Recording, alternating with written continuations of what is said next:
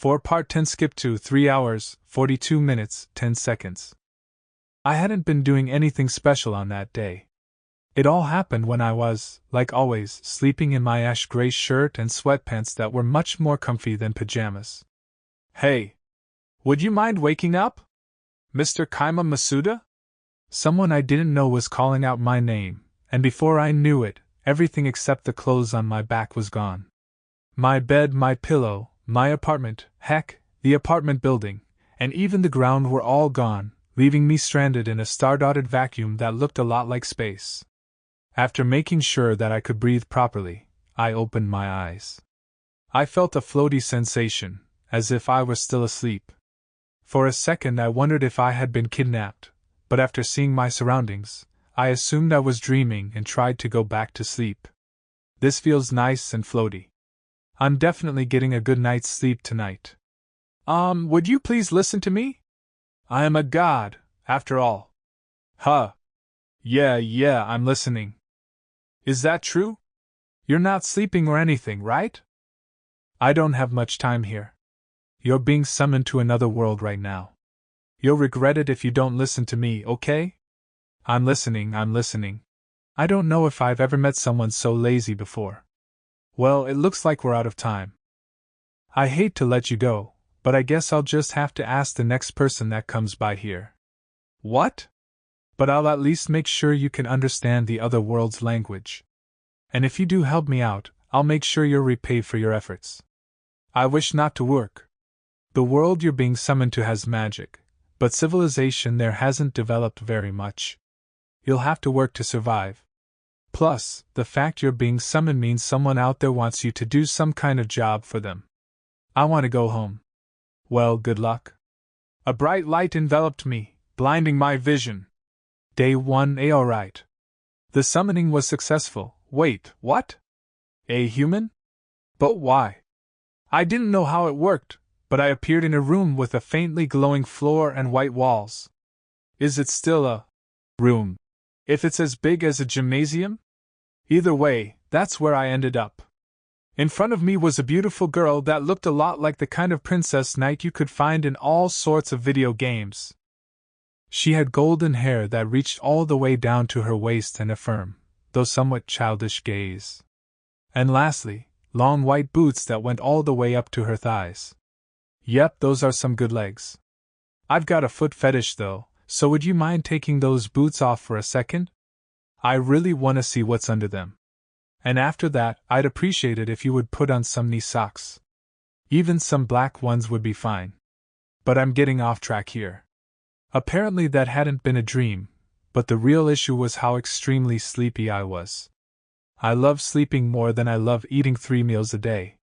Seriously. But why? I spent all of my DP. Why'd I have to get a small fry like Laziest? Mind if I go back to sleep? Eh? You don't mind, right? Oh, by the way, do you have a bed or something? It teokt? What's with this girl? I just want to sleep, but she's screeching and ruining the mood. She's pretty attractive, mainly her feet, but I guess looks are only skin deep. What a shame. She'd be some really nice eye candy otherwise. Grr, what's going on? I've never heard of gacha monsters talking. Oh, right, it's a human. Makes sense that it can talk then. I guess. Hey, what's with you? Keep it down, you're making my ears hurt. Okay. Wait, no, what's with you? I'm the one who summoned you, so you should just listen to everything I say. Is your mom or dad nearby? I kinda wanna go home, so. I'm not a child. Listen up! You're a monster that's been summoned by me, this dungeon's core. I'll work you to the bone until you die, got it? Dungeon core. Monster. Yeah, I have no idea what's going on. If that god was telling the truth, I've been summoned to another world, and this girl is the person who summoned me. But it doesn't look like I'm a hero or anything. Phew. That's a relief. I don't want to get wrapped up in anything annoying like protecting the world or whatever. That'd get in the way of my precious sleeping time. Come on, stand up and go outside already. Kill all those bandits. I spent 1000 DP on you, so you're actually really strong, right? Holy crap, girl. You sure started saying some pretty violent things all of a sudden. I'm a little less sleepy now, seriously. Alright, I'll listen to what you've got to say, but first you've got to help me out a little here. What's a dungeon core? What are monsters? What's DP? I can tell that, you summoned me here. Oh wow, I'm impressed. Makes sense that a talking creature like you is a little smart too. Maybe you're a wizard-type monster. Well, whatever. This is my dungeon. And obviously, this is the master room within me, the dungeon core. Alright. What about the dungeon master? Oh, you know about dungeon masters? That's interesting. But my dungeon doesn't have one. Oh, wait. I guess that would make me the dungeon master, kinda? Naturally, I knew nothing about the dungeon masters of this world, but I could guess that they existed thanks to how many fantasy games I've played. But she also mentioned a dungeon core. That must be the heart of this dungeon. And also, this girl? Hey, wait a second. You said I'm a small fry since I'm a human, but aren't you a human too? Nuh. This is just my human form. Hey! Wait a second! You need to start calling me master! Ah, that's right, you haven't told me your name yet. What is it? Me? I'm Dungeon Core number 695. A number? Really? That's pretty lazy. But wait. If she's number 695, that must mean there's 694 other dungeons. Okay, I take it back. I would get pretty lazy naming them too. I don't even know if I could think up that many names. Alright, you're Rokuko now. I'm what? I mean, it'd be pretty hard to call you dungeon whatever number whatever, so I'll just name you Rokuko. Full name being Rokuko Dungeon Core. Oh, by the way, my name's Kima Masuda. Go ahead and call me Kima. Not Masuda, Kima. Dungeon Core number 695, henceforth known as Rokuko, looked at me with complete bafflement in her eyes. What? Masuda. Master Kima. Is that a fake name or something? Wait, what did you just make me say? Kima Masuda has been recognized as Dungeon Master. Why? Rokuko and I both said the exact same thing at the same time. A transparent, green window popped up before my eyes. It looked like the kind of message window you see in video games all the time. Written on that window in white letters was a message describing that I had been recognized as this dungeon's master. I have no idea what's going on, but I guess I'm a dungeon master now. Menu. Hold on. I take it back. Cancel. Undo what just happened. The blonde girl. Rokuko summoned her own window and shouted at it, but nothing in particular happened. My ears are really starting to hurt, sheesh. Hey, you're being loud as hell right now. Tone it down a little. Actually, just shut up entirely. What's with you? Don't order me. Arrow. She shut up. Oh yeah? I'm the dungeon master now. And it looks like dungeons have to obey their master no matter what. Hey. A perfect life without work may have just fallen straight into my lap. That's right. I won't have to work anymore. I'll make this blonde girl do all my work for me while I sleep all day every day. It'll be perfect. Yeah, I'd have to be a completely trash person to do something like that. Wow. Not to mention, she's a girl. It just wouldn't work out. If she were my age or older, I could at least rest easy while making her do my chores or whatever, but she looks younger than me. She's like a middle schooler at best. Considering how well developed some elementary schoolers are nowadays, she could probably get discounts at theme parks without trying too hard. Menu? Whoa! It actually popped up. Let's see. What do we have here? A transparent window appeared before me after I called out for it. It was basically a video game menu. Everything I could do was listed out for me in a clear, easy-to-comprehend way. I had 3 main options available to me: Dungeon Minions, Dungeon Point Catalog. Everything was written in nice and easy Japanese for me. Wait. Or is this what that god meant when he said he'd help me understand the language? Yeah, that must be it. Dungeon point catalog. Looks like I can use that DP Rococo was talking about earlier to do things here. Oh wow, she's glaring at me pretty hard. Ha ha ha, you aren't scary at all. You're actually pretty cute when you can't talk. I'll give her head a little rub. Oh, that just made her more angry. She's screaming, but no words are coming out. Fantastic. Alright, you can talk again. Trash! Idiot! Finally, I can talk again. What did you do to me, you piece of walking garbage? I'm afraid to say that the only idiot here is you, Rococo. It seems like you accidentally made me your master. Or in other words, your dungeon master. Undo that. Why? Because I'm the most important person here. Obey me. Obey. The blonde girl glared at me, cheeks flushed red and eyes brimming with tears. But now I know for sure. This girl's an idiot. Don't call me an idiot! Oh, did I say that out loud? But seriously. Think about it. Why did you summon me? Well, to make you a monster in my dungeon. In other words, if I obey you, I'll be forced to fight as a dungeon monster under your command. I'd live or die by the orders you give me. Actually, I'm pretty confident that any order you give me would just lead to me dying. So, I'm not gonna give up my power over you. No way. I love sleeping, but I'm a bit young to start sleeping for eternity, if you catch my drift. Well, that's just how dungeon monsters work. And you look pretty weak, so. Looks like we're finally on the same page. Though she's not too happy about it. I said this earlier, but you can call me Kima. Okay, Kima. NGH. I can't resist you. Anyway, I'm gonna check out the dungeon real fast. I'd like my sleeping arrangements to be nice and safe, after all.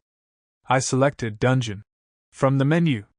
Just touching it worked fine, but I imagine it would have responded to voice commands as well. Okay, let's check out this dungeon map. She was saying something about bandits, so it looks to me that the dungeon core is right in the middle of the room filled with invading bandits. It looks that way to me too. Why? Don't you know that the dungeon core won't work unless it's placed inside of the dungeon? That's just common sense. I was starting to get a headache. Dungeon cores don't work unless they're placed inside of a dungeon. This dungeon only had one room. So, the dungeon core was placed inside of that room. And there were 8 bandits inside that very same room. This dungeon's already completely friggin' screwed. It was a complete checkmate. Why did she let things get this bad? This is why I used all the DP I had to summon a monster that could beat all those bandits. But what I got instead was you, Kima. By the way, what'll happen to me, the dungeon master, if the dungeon core gets destroyed? Well, obviously you'll die. The master and the core are connected, they live and die together. Holy crap, I'm gonna die. I'm completely done for. Oh god. Don't worry, it's okay. The core will be fine even if the master dies. What's okay about that? And weren't you just talking about us living and dying together? Yeah? Really, don't worry. You're not going to die yet. After hearing that, I realized that I wasn't dead yet despite how it had been several minutes since I first saw that the core was surrounded. I glanced at Rococo and saw that she was looking at me with an irritated expression that said, "Humph, why are you getting so worked up over nothing? How about I tickle your feet until you pee yourself, huh?" Huh? What's going on? Well, about that. It's been 3 days since these bandits invaded my dungeon, but they haven't tried to destroy its core at all. What? Look, you can use the dungeon menu to look into the dungeon and monitor it directly. As advised, I opened a monitor through the dungeon menu. A new window appeared from thin air before me, displaying what looked like video footage from a security camera placed inside of the dungeon. The bandits were all sleeping around the dungeon core. 2 of them seemed to be awake and keeping guard, but alright. They don't seem like they're about to attack the core. By the way, the core was about the size of a basketball and was glowing much like the walls and floor of the room I was in. See? I don't really know what's going on, but we're safe for now. Plus, I get more DP when intruders are in the dungeon, so it works out. By the way, how do you get more DP? So? To summarize what Rokuko said, one absorb it from the surrounding ground. This tends to be about 10 DP a day to allow time to pass while an intruder is inside of the dungeon. Varies depending on the strength of the intruder. 3 kill an intruder. Varies depending on the strength of the intruder. 4 offer up a corpse. Varies depending on the former strength of whoever died. 5 offer up treasure. Varies depending on the treasure. Those were the main ways. By the way, it would cost about 20 DP to summon 1 goblin. Under normal circumstances she would be able to summon 1 goblin every 2 days, but the 8 bandits sleeping in the dungeon boosted her DP gain by an additional 80 DP each day, and apparently that number would increase if they stayed inside the dungeon for longer. So, using the 900 DP she saved up through 10 days of being inhabited by bandits, in addition to 100 DP she had stashed away for a rainy day, Rokuko had pooled all of her 1000 DP into rolling a single monster gacha. Yeah. I can understand why she would expect something as strong as 50 goblins after spending 50 goblins worth of DP on something. But sometimes you gamble and you lose. And wait a second, I'm what she got out of a gacha roll. Seriously? So why aren't you a dragon? I mean, it wouldn't be surprising if you had rolled a goblin. You're being too greedy. Rokuko was just way too egotistical. Did she think she was the center of the universe or something? Bad things happen to everyone, you can't expect everything to go well for you. You might even end up being summoned to another world and forced to work against your will even though you just want to sleep. Oh, I forgot to mention. Right now, the 10 DP from the ground doesn't count. Huh? Why not? Rokuko's explanation about DP hadn't mentioned anything about intruders getting in the way of drawing DP from the ground. Well, it costs some DP for me to maintain this form. Speaking of which, Rokuko had mentioned that she was the avatar of the dungeon core or something like that. Does that mean she could save us some DP by vanishing? No, you're misunderstanding something. This is just a special form I use when I want to look fancy. I didn't want the monster I summoned to look down on me. In other words, that's just a temporary form. Oh, can you go back to your normal form then? You're wasting DP. It's not temporary or anything, but okay. 1 second. NNN. Rokuko flashed brightly, and then where she once stood was a blonde loli that looked just like a younger Rokuko. She was wearing a white dress and would only reach my waist even if she stood on her tippy toes. She looked so small and cute a Lilicon would be drooling at the sight of her. Even her childishly spoiled gaze just made me smile as if I were looking at a rowdy kid. So, what do you think? This is the low-energy form I use to save DP. Oh, that's your low-energy form, huh? You look pretty young. HM? Well, I guess I do look like a child from a human's perspective. What, do you like this body more? I'm not a Lilicon, so I think she looked hotter before. I still love her toes even though they're smaller, but I'm not perverted enough to lay my hands on someone that looks like a little girl. So, now we're getting 10 DP again, yeah? 10 DP a day. And we have 9 DP total right now. She must have waited until the very moment she had 1000 DP to roll the gacha, given how basically no DP was left over. I scrolled through the DP catalog, but found that you couldn't even summon a goblin with 9 DP. How about a dragon? Lady, even the weakest dragon there, a lesser dragon, costs 100,000 DP. Haha! Whoever thought they could get an expensive monster like that for 1000 DP sure is an idiot. I searched the household goods page and discovered that I could buy lots of things even with just 9 DP. Alright, I've decided. On what, Kima? I exchanged 5 DP for a buckwheat pillow. I'm going to bed. Hold on. What about the bandits? Be quiet while I'm sleeping. Night.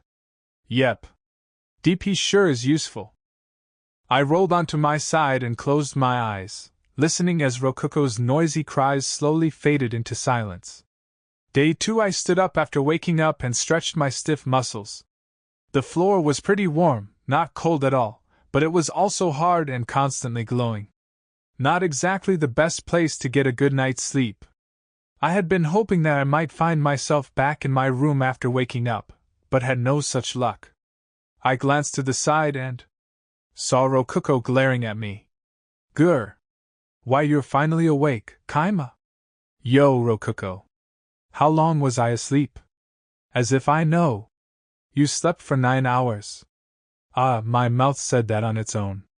I didn't know if time moved at the same speed as it did on Earth, but I decided to just roll with it and assume I had indeed slept for 9 hours. I checked our DP and saw that our 4 DP had turned into 34 DP. I guess the bandits' DP trickles in over time. The bandits probably aren't all as strong as each other either, so I should just give up on making precise estimations of DP gain. What time is it right now? It's 8 in the morning. By the way, one day has 24 hours in it. Wait. Why am I answering you? Thanks, much appreciated. By the way, end every sentence you say with meow. Don't mess with meow. Each day consisted of 24 hours. As an aside, each year seemed to consist of 12 months, or 365 days. Basically the same thing as Earth. Perfect, I won't have any trouble remembering that. Just for peace of mind, I investigated how much weight my orders held and learned that Rokuko's body would execute them on its own. I'm in another world and there's a girl who has to listen to everything I say. If I weren't a gentleman dedicated to sleep, there would be some adult-only things happening right now. I cancelled the meow order and decided to double-check the situation. What's going on with the bandits? They just woke up and went outside. One stayed behind to stand guard. So, let's summon a goblin or something. DP summoning. Goblin. What? While I was in the middle of being stunned, a faintly glowing circle appeared on the ground. It then flashed brightly, and before I knew it, there was a small, ugly-looking person with green skin standing where the circle used to be. The same thing probably happened when I got summoned. Okay. Not okay. Owie? I thumped Rokuko on the head. I checked our DP and saw that we only had 14 DP left. 20 DP was gone, just like that. Why'd you do that? Getting hit like that hurts. What'll you do if you break me? Don't just up and use DP on your own like that, idiot. What? It's my DP, I can do whatever I want with it. Okay, yeah? She's an idiot. I grabbed onto Rokuko's head and forced her to look me in the eyes. It's not your DP anymore. It's my DP. If you really want to use it for something, get my permission first. You don't want to die, right? Tell me more about this place first. And can we return this goblin? Nope. So, we're right by Tsaya Mountain. By the way, this dungeon's name is... I heard an adventurer say that. Seriously? They're not even thinking of this place as a dungeon. Come on. Hey, won't you kill that bandit for me? We would get lots of DP if you kill him. It feels like he would be worth about 200 DP. That may sound nice, but he would be worth just as much if he stuck around the dungeon for 10 full days. Nah, we're not going to attack the bandits yet. Why not? He's all alone. We could take him down if we had around 10 goblins. You'd spend 200 DP to earn 200 DP. And we don't even have enough DP to summon that many, anyway. But seriously. Goblins are as weak as they look, huh? 10 goblins to take down 1 bandit. Dang. We're gonna keep saving DP for now. Don't waste any of it. We'll be better off saving a ton and using it all at once, and right now, we're better off not agitating the bandits. What'll you do if we send out goblins and they decide to destroy the dungeon core to stop that from happening again? I didn't think about that at all. You sure are smart, Kima. Nah, you're just an idiot. And now that you know that, listen to everything I say. Got it? Oh, okay. I will. Rokuko nodded obediently. I guess in her energy-saving form, both her body and her mind are that of a kid's. Nah, she was always like that.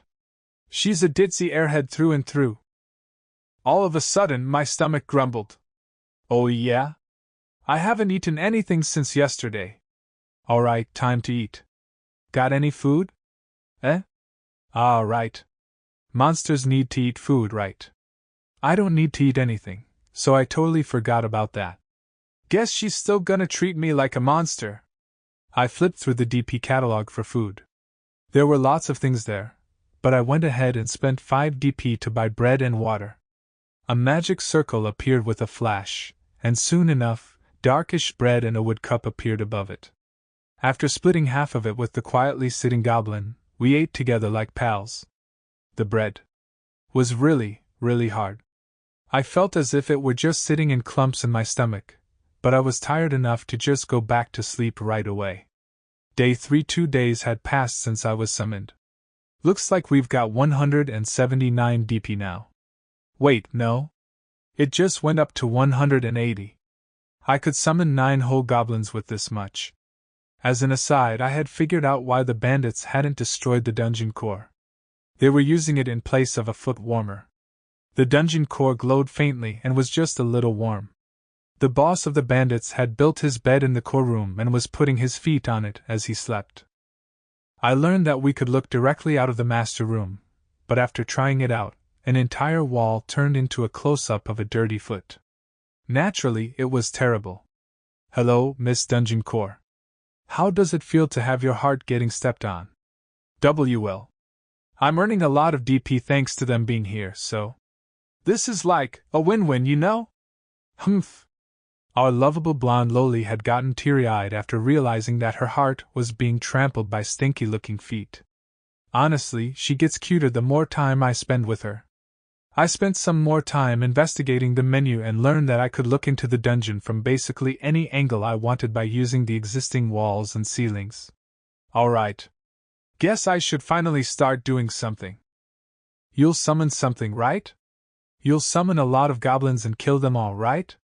Buying a lizard man for 150 DP might be smart. I won't forgive that bandit boss. Let's stab him to death. Idiot. They'll just kill us in revenge if we try that. Look at how many of them there are. As expected, she felt humiliated over having her heart used as a simple foot warmer. She was practically barking like a dog and growling at the bandit's boss. Though given how cute her appearance was in energy-saving mode, she was more like a puppy than anything. There's 8 of them. We're way too weak to take them on. And if you hadn't summoned that first goblin, we wouldn't need to waste so much DP on food. The maintenance cost. I had never thought of that before. Wait. Didn't you waste a bunch of DP on that futon or whatever? Don't be ridiculous. That futon 50 DP was an absolutely necessary expense. So, what are you going to do? I've got a plan, but...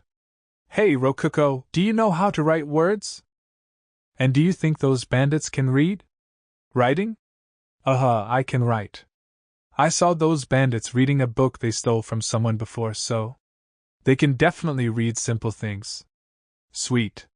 Then listen closely and write the things I tell you to. Okay. Bus. Wake yup. The boss of the bandits woke up in the cave and saw a chest in front of him. Was this thing here yesterday? Nah, no way. I woulda saw it before sleepin'. The hell is this thing? Where'd it come from? We dunno, boss. Rodridge was on guard and he said nobody brought it inside or nothin'. So what you're saying is, it just poofed and appeared in the middle of this cave like magic? I guess so? The bandit boss investigated the chest, but didn't find any traps inside of it. He opened it carefully and saw that an iron helmet was resting inside. It was a high-quality helmet, and it looked new too. This thing is pretty nice. We could sell it for a lot of money. Or we could use it either way. Boss, there's something written on the bottom of the chest. The hell? Letters? Hey, Brocken. You can read, right? Read this. You got it, boss. Let's see.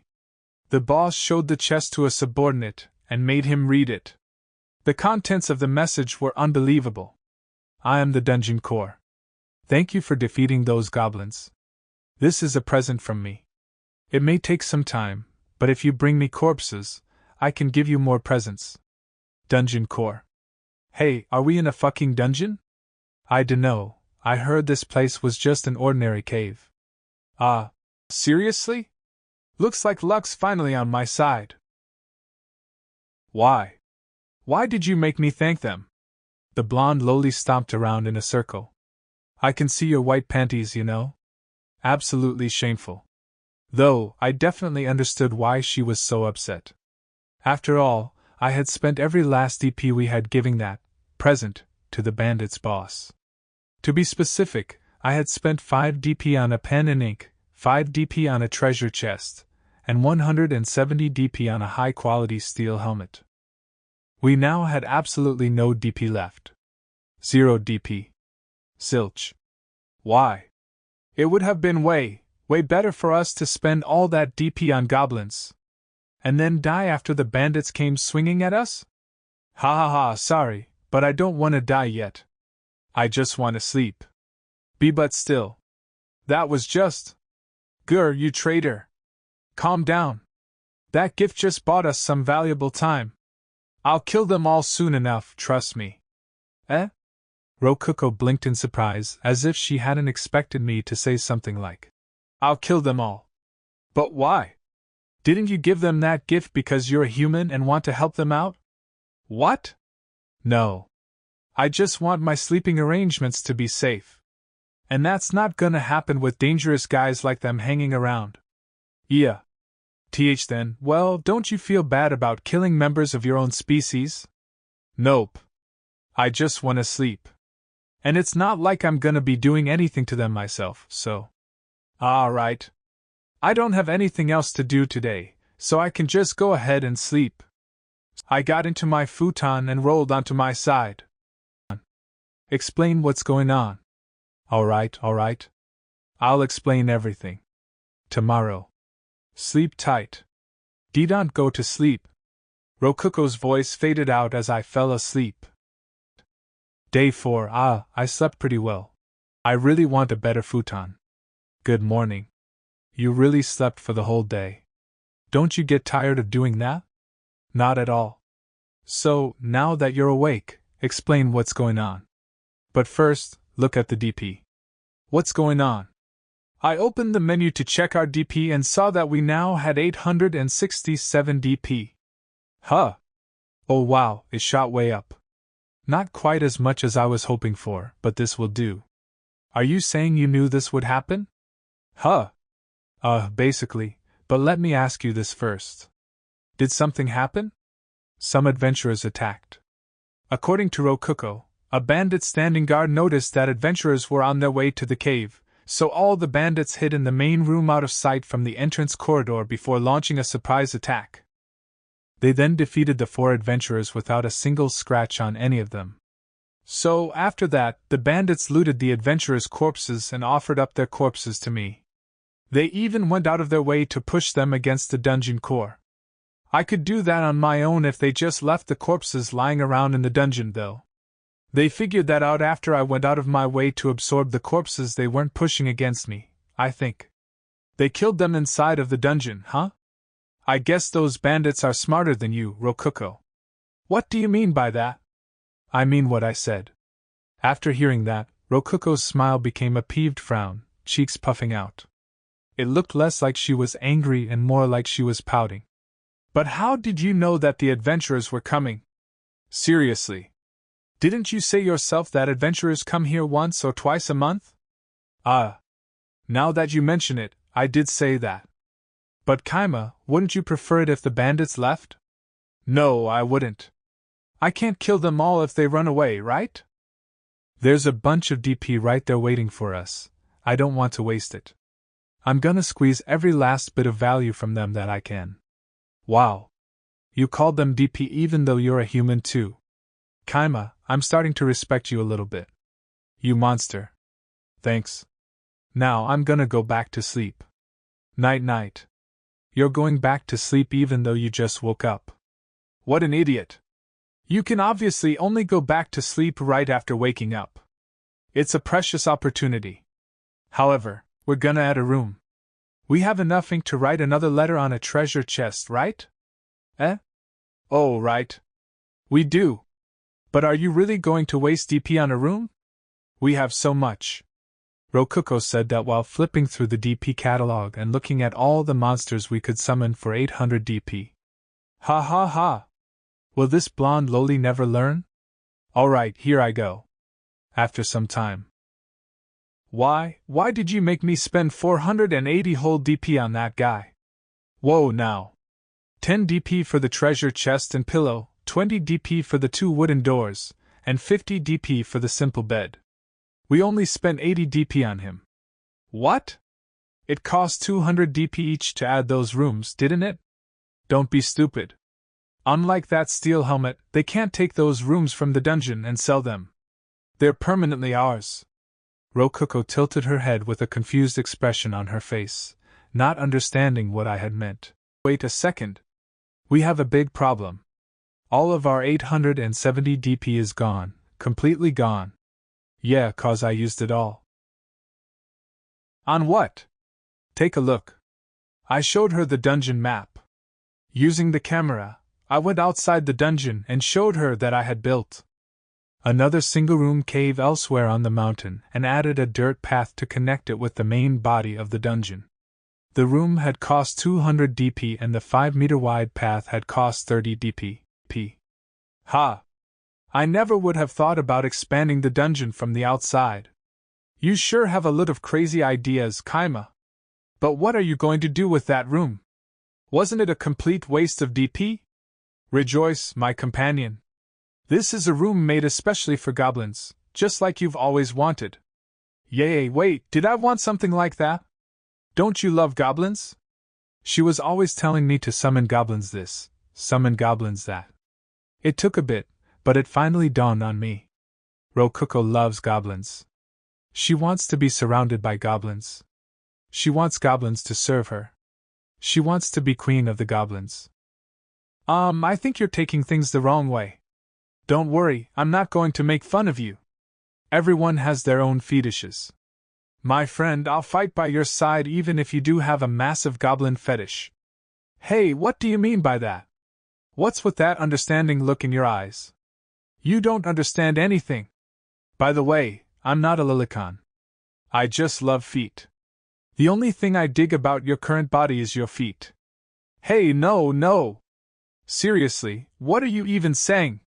And why do you look so condescending? Anyway, there's nothing left for us to do now that we're out of DP. Time to go back to sleep for the 3rd time. I got back into my futon and listened to Rokuko's voice fade out. How long is that order gonna last? Day 5 I'm awake again, but we still don't have enough DP. Oh yeah? It might be a bit late for this, but I'll go ahead and explain how I'm surviving in here. What I'm eating, how I'm using the bathroom, all that good stuff. Food-wise, I was eating a set 3 times a day. By the way, the bread that came in that set wasn't just hard rye bread. The menu was nice enough to allow me to pick between pastries and even bread prepared with other food items such as meat or vegetables. I would pick the bread with as much food as possible and then split it with the goblin. As for the bathroom, well, I was taking care of business in the corner of the room. Don't worry, I had set up a screen partition and got some toilet paper first. There was nothing else I could do, since I was stuck in the master room. If I tried leaving it, I would end up face to face with the bandits. Thankfully, the dungeon core would suck up everything that came out of me, so we didn't have to worry about the smell or anything. Though Rokuko grimaced whenever she sucked up my poop. How would you feel if someone pooped inside of your heart? Huh? Not good, right? Ha ha ha, you're a girl, you shouldn't be saying poop. What's your problem anyway? The goblin is pooping inside of you too. Shouldn't a goblin fetishist like you be crying of happiness? Hey, seriously, is that really what you think of me? You know I'm an intelligent life form, right? Yeah. You're still kind of a mystery to me, honestly. Despite all that, I hadn't showered at all since being summoned. Just when I was thinking about how my hair would probably start to stink soon, I looked at the goblin next to me. His face was as gruesome as ever, and his massive tusk-like fangs looked like they would really hurt if he bit you with them. His clothes? Nothing but a ragged cloth wrapped around his waist. He's a pretty wild guy. I would have thought that a wild guy like this would start stinking like a dog after a few days of no washing, but he was still completely clean. Did he have some kind of secret I didn't know about? My questions were all answered by Rokuko. Oh, I've been using the survival magic purification on him. It was literally magic. Right. This is a fantasy world. Magic, huh? Well, that's that then. Would you mind casting it on me too? What? You need purification too? Oh, I see. You're playing favorites with the goblin because you have a goblin fetish. No! I just didn't know that dungeon masters needed purification. And anyway, do that yourself, sheesh. Hey, now why are you acting like I can use magic? Eh? You can't? Apparently, all humans were capable of using magic. Even the bandits had been using it when I wasn't looking. Wait, seriously? Do I just know nothing about nothing? Oh, wait. This is a fantasy world, obviously I don't know much of anything. I wonder if I can use purification too. I'll try asking her how to use it. You just, build up your mana and cast purification. That's all. That didn't help at all. What do you mean, build up my mana? What do you mean, just cast purification? Kima. You can use the menu, can't you? It's basically the same thing as that. Seriously? Purification. Oh wow, that actually worked. A fluffy, lemony sensation washed over my body from head to toe and purified it. Now I can sleep as much as I want, completely clean. By the way, you can cast simple survival spells with just mana and some mental effort, but you'll have to learn stronger spells through scrolls before you can use them. Scrolls? Uh-huh. You could teach yourself the spells by figuring them out from the ground up with logic, but that's not reasonable for most people. Only researchers really do that. So, normally you'll have to use scrolls to learn magic. Well, I've never used a scroll myself, but... Oh, maybe there are some in the DP catalog? I checked the DP catalog and saw that in the treasure section there were plenty of scrolls, like the Fireball Scroll 500 DP or the Earth Barrier Scroll 700 DP. Each spell belonged to an element, and the 4 main elements were earth, water, wind, and fire. There were also special elements known as light, darkness, and space-time. Spells were then classified even further beyond that, with each one either being a bottom rank, low rank, mid rank, high rank, special rank, king rank, or god rank spell. For instance, was a low rank fire spell. And in the midst of all that, there was one mid rank earth spell that caught my eye. Create Golem Scroll 10,000 DP. Very interesting. I might be able to use this spell to summon a servant that will obey my every command. Well, technically Rokuko is kind of like a servant that will obey my every command, but she's a girl. And she looks super young in her energy-saving form. I want something more like a robot to order around. I definitely want to get this scroll soon, but I don't know if I should get it or the equally expensive Heavenly Pillow first. It feels like people are coming. I glanced at Rokuko after she murmured that to me. Bandits? I don't think so. They're probably adventurers. I think the bandits just noticed them too. I guess they're gonna do another surprise attack? Alright.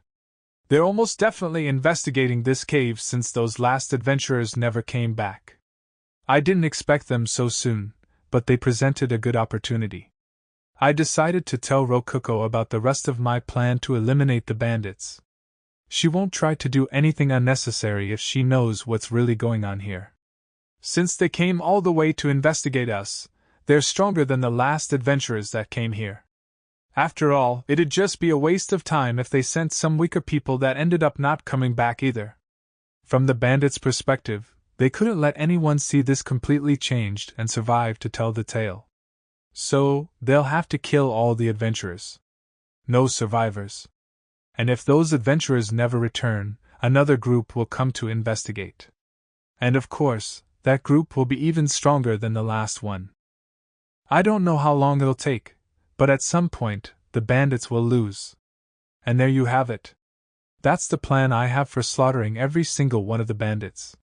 Right now, my job is just making sure the bandits don't try to flee their hideout before it gets crushed.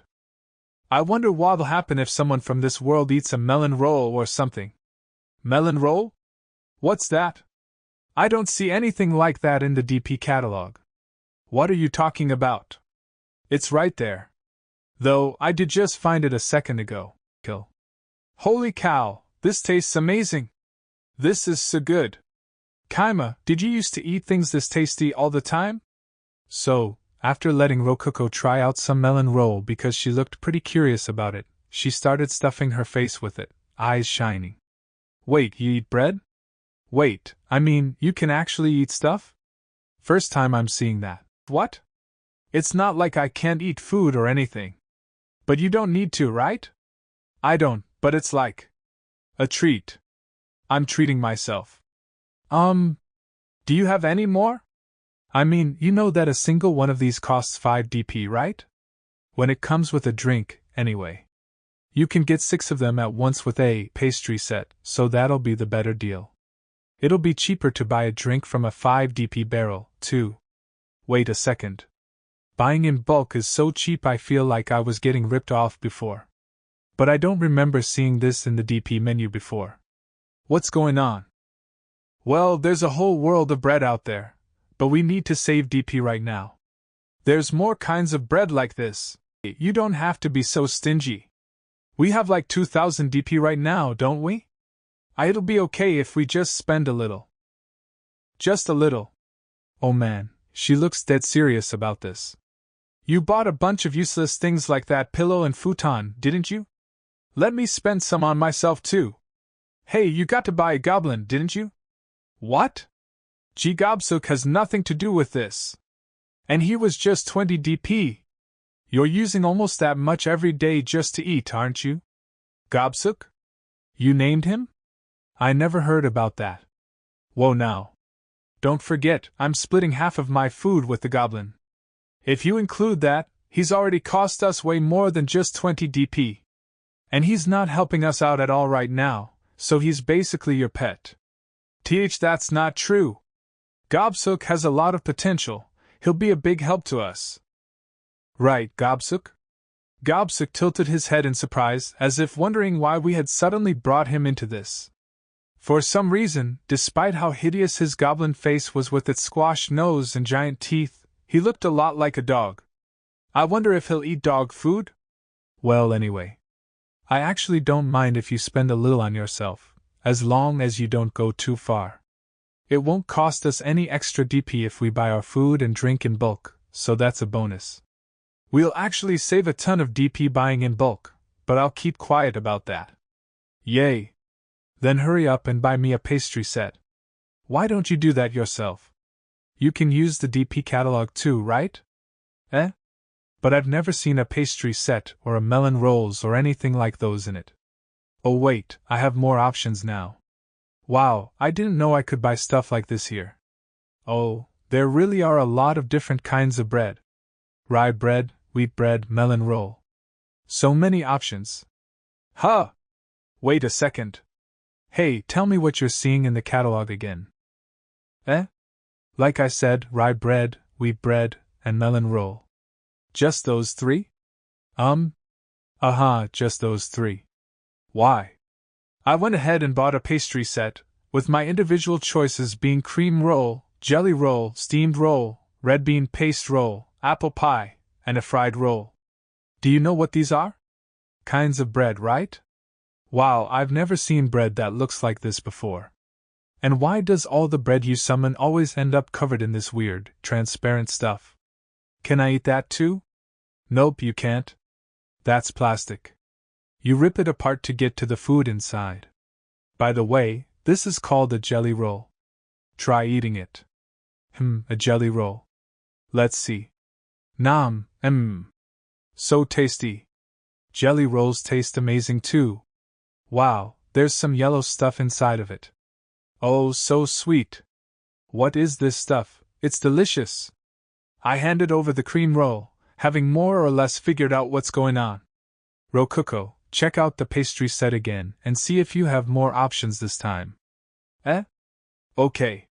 I do have more options. I can pick a jelly roll now. Wow, this is all new to me.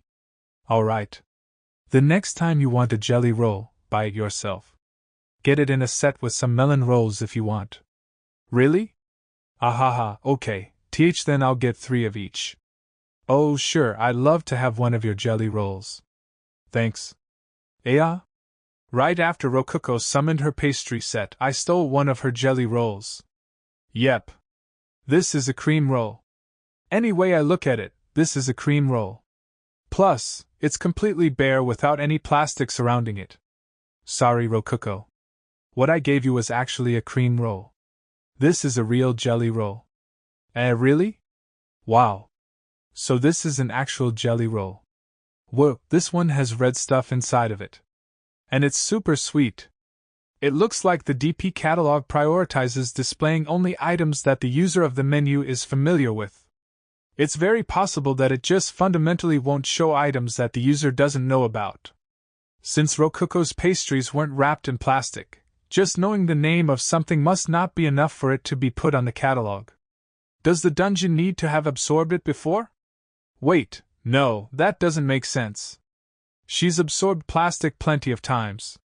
I guess it does have to do with being familiar with the item. Either way, it's very likely that none of this applies to things from this world. I've never seen an actual dragon before, but it's on my menu. Though I do know that dragons are the classic dungeon master monster of choice. I want to dig into this a little more, but this is getting pretty tedious. I don't want to waste DP either. Rokuko was looking at me impatiently as I contemplated the inner workings of the DP catalog to myself. I can eat them now, right? Right. Yeah, go ahead. By the way, those are all the pastries you'll be getting for 4 days, so don't go through them too fast. And be sure to split them with Gobsuk. What? Rokuko froze with half of a cream roll in her mouth. Don't worry, I'll split my food with Gobsuk even if you eat all of those pastries yourself. Not that I'm gonna tell you that, though. Day 11, 2 days after he had lost 5 lackeys, the boss came back from town with some replacements. 19 replacements, even. There were 8 bandits at the start, then the 7 newbies, 5 of which died, so that left 10. Now it's 29, 3 times that. Nice. I wondered where he had gotten them. But then I saw 2 tied-up adventurers in their midst. Whoops. Minus those 2, it's actually 27. Isn't that still enough to form a small village or something? Oh wow. Those are all slaves, except the sacrifices. You can tell just by looking at them. Ah. I see the collars now. Well, whatever. 2 sacrifices. But wait. Bandits can buy slaves in this world? Apparently, humans who break the law can end up slaves. They're called convict slaves. But they'll go right back to breaking the law if bandits buy them. What's even the point? Alright, I'll make a room just for them. I've been wanting to make a jail and see what its deal is for a while now. A jail was an especially expensive, 300 DP room. I was hoping that it'd have some kind of special effect or something. After adding the extra room, the dungeon looked like from above a square with its top right section cut off. Either way, I noticed 2 of the slaves that stood out from the rest. One was an adult woman and one a young girl. They weren't very dirty, likely thanks to this world's survival magic. Yeah, those rags are so torn up they're basically naked. That's hot. But wait a second. The slave the boss is carrying definitely isn't even 10 years old yet. Why'd he buy a kid with dead-looking eyes like that? Is he gonna raise her as his daughter or something? And hold up, she's got dog ears too. Another fantasy staple has come, a dark-skinned dog girl. She even has black eyes and hair. That's the first time I've seen either of those in this world. Actually, I just noticed that the older woman has wings growing out of her arms. Is she a bird person? Is that what I should call them? Bird people? Nah, they're probably called harpies or something. This world sure has a lot of colorful races. Wait. Hold on. There. Sex. Slaves. We're gonna turn into an adult-only story this late in the game? Well, sure, I guess this does make sense. There've only been dudes out there up until now, so. The bandit boss had likely bought those sex slaves to satisfy the lust of his subordinates. And naturally, so he could have some fun himself too. The bandit boss grabbed on to the older woman and groped her body with hands so dirty I questioned whether he had ever used purification on them. He then noisily slobbered on her mouth in a makeshift kiss before pushing her onto the bed and. Whoa, amazing. That's how humans reproduce, right? I've never seen it before. Ah? Are you after my body too, Kima? I'm not a Lilicon. And hey, stop watching them. Kids shouldn't be looking at that kind of thing. But you like my feet, don't you? And look. That tiny slave is watching too. Yeah, they're making her walk on her bare feet. That has to hurt. What a waste of nice, shapely feet. Delicious brown skin like hers should be treasured. God, I want to at least give her some socks to wear. Preferably knee socks. White knee socks, or dark knee socks. No, wait. I'd bet socks shaped like puppies would really go well with her dog ears. I feel like you changed the subject there. Don't worry about it. Anyway, time for sleep. Day 18, 1 week had passed since the bandits bought those slaves. In a certain sense, the dungeon has been peaceful. No adventurers have come by and no bandits have died. They went out looting twice, and came back with corpses the second time. For corpses, 600 DP. It must have been too hard to capture them alive. Honestly though, is 2 raiding trips a week really enough to sustain 27 people? Unsurprisingly, the bandits were fucking the harpy every single day, treating her like a sex toy. Yeah. That was the only thing I wasn't too happy about. I knew that was the fate all sex slaves faced, but as a Japanese person, it wasn't so easy for me to get used to. I'm really surprised they haven't gotten tired of doing that yet. It's starting to be a real eyesore. I was starting to like them a little, but I guess I just didn't know them very well.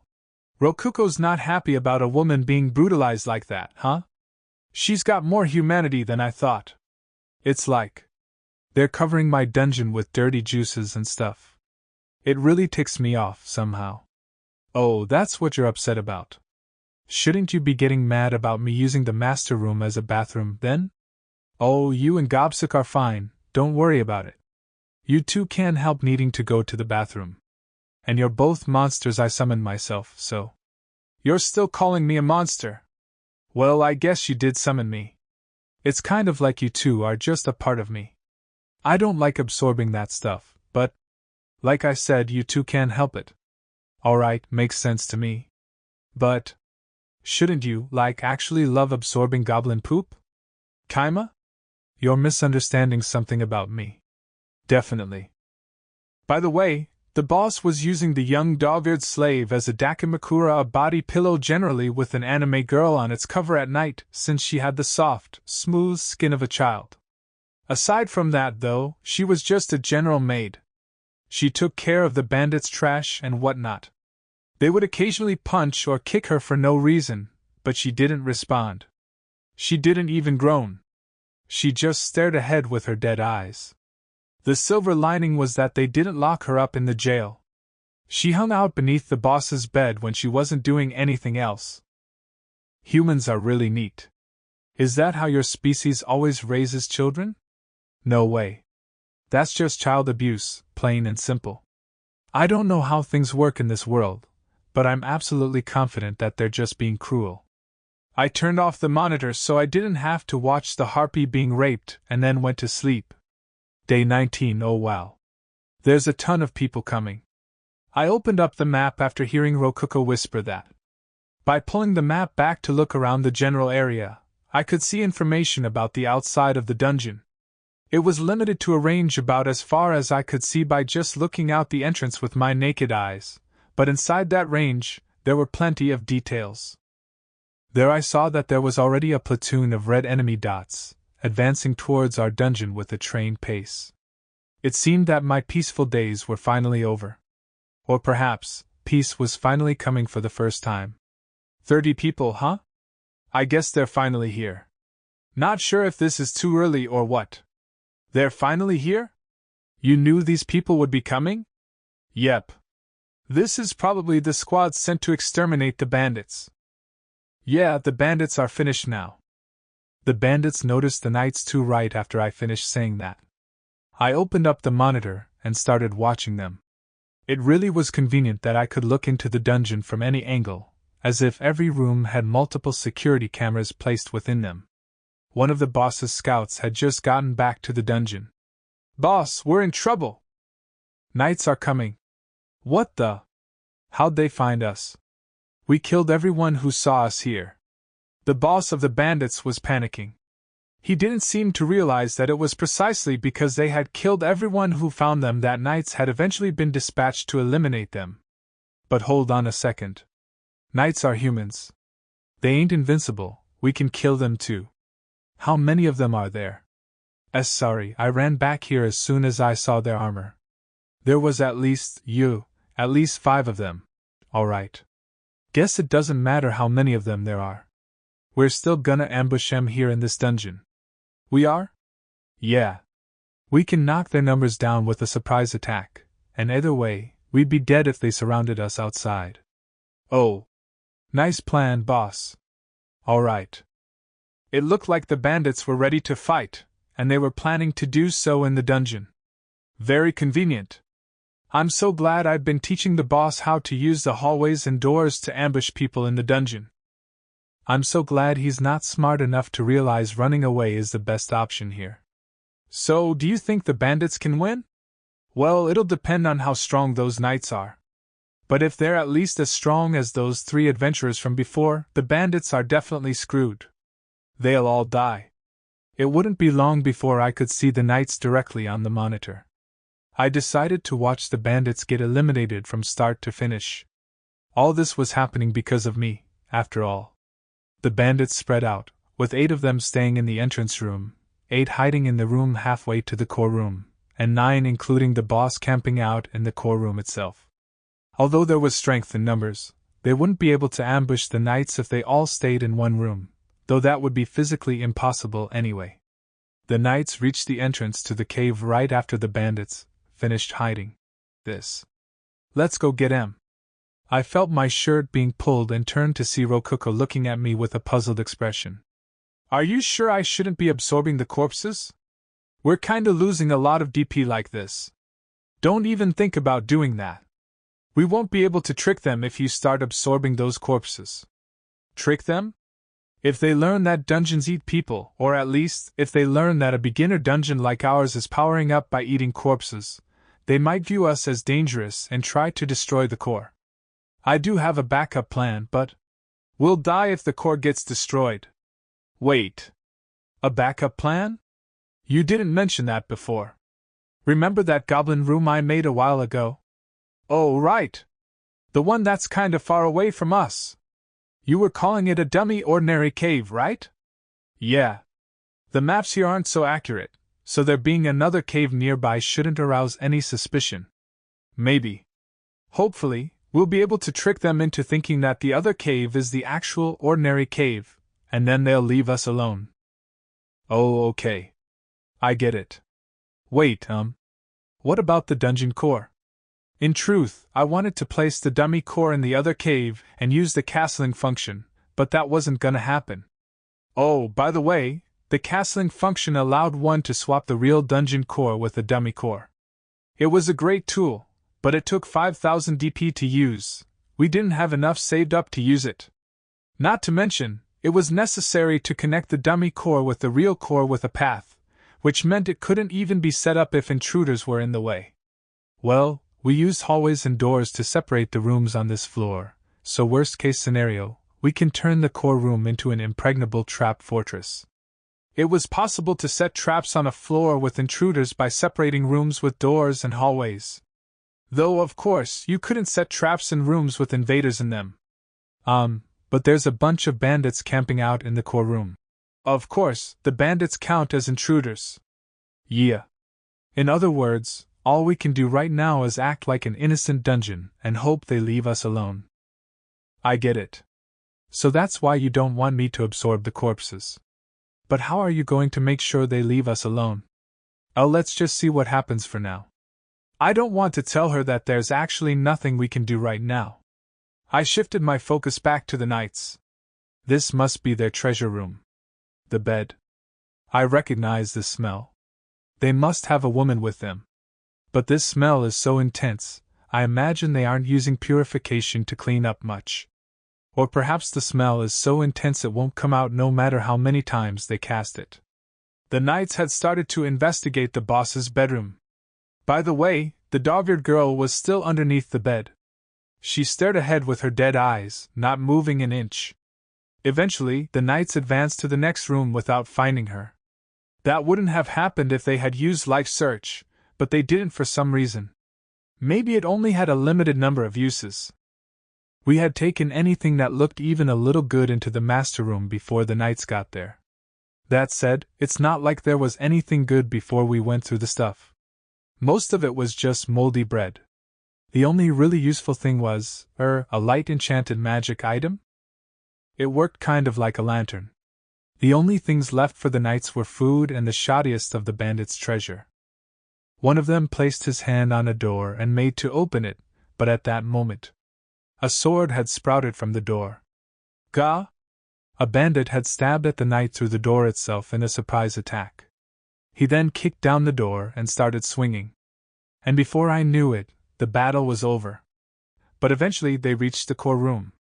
Though the knights themselves wouldn't realize it was the core room until they opened the door. I shifted my gaze to the bandits. One of them had been crouching by the door with his ear against it. I caught him right as he stood up to go report to the boss. Looks like they're here. All right. Archers, get ready. And be quiet. Shoot them down right after they open the door. Boss, are we gonna be all right? Humph. They should be pretty worn down by now. All we'll have to do is finish them off with a final push. I wondered how they would react if I told them that the knights had healed themselves and weren't worn down in the least. That'd have to remain a mystery, though. I didn't want them to try and destroy the core as a final act of revenge. The wooden door to the core room creaked open. The boss signaled for the archers to shoot the moment the door opened wide enough. Clang! Clang! The arrows noisily bounced off all the knights' armor. Except for one. By pure luck, good luck for the bandits, bad luck for the knights, one arrow slipped through the eye slit on one of the knights' helmets and pierced his brain. I saw our DP shoot up before my eyes. They had killed him in one shot. Louis! Bloody hell, he's dead! We only got one of them. Boss! Come on, boys! Aim for the joints! Our swords will just bounce off their armor. You'll pay for this, bastards! Humph, making a slave like that attack for you won't change a thing. The harpy slave tried to obey the boss's order, but her legs were too weak for her to move very well. She was cut down in seconds. Our DP went up. Wait a second! Aren't you Melon Puke Waver? Don't call me by that name! The boss of the bandits charged forward in a rage. The force of his first blow knocked the armored knight to his knees, and the boss wasted no time to drive his sword into a gap in the knight's armor. He then twisted his sword around as hard as he could inside of the knight's body. Our DP went up again. And what kinda nickname is Melon Puke anyway? What? This is the shameless fellow who puked up a melon while dining with the princess. You'll pay for killing Louis and Eugene, vomit face. I only threw up because the melon had gone bad. It wasn't my fault. Why'd she have to fucking put a bounty over my head? Not only did you eat too much and throw up as a result, but you unjustly blamed the chef for serving rotten food and killed him. Right in front of the princess, too. Shut up. He was just jealous because the princess had fallen in love with me. I'd be the emperor right now if it weren't for him. Fucking damn it. Oh, thanks for explaining why he's called Melon Puke. I'm more or less guessed from the name, but still. That was a wild story. After that, Melon Puke got so mad he fought far better than I had ever expected.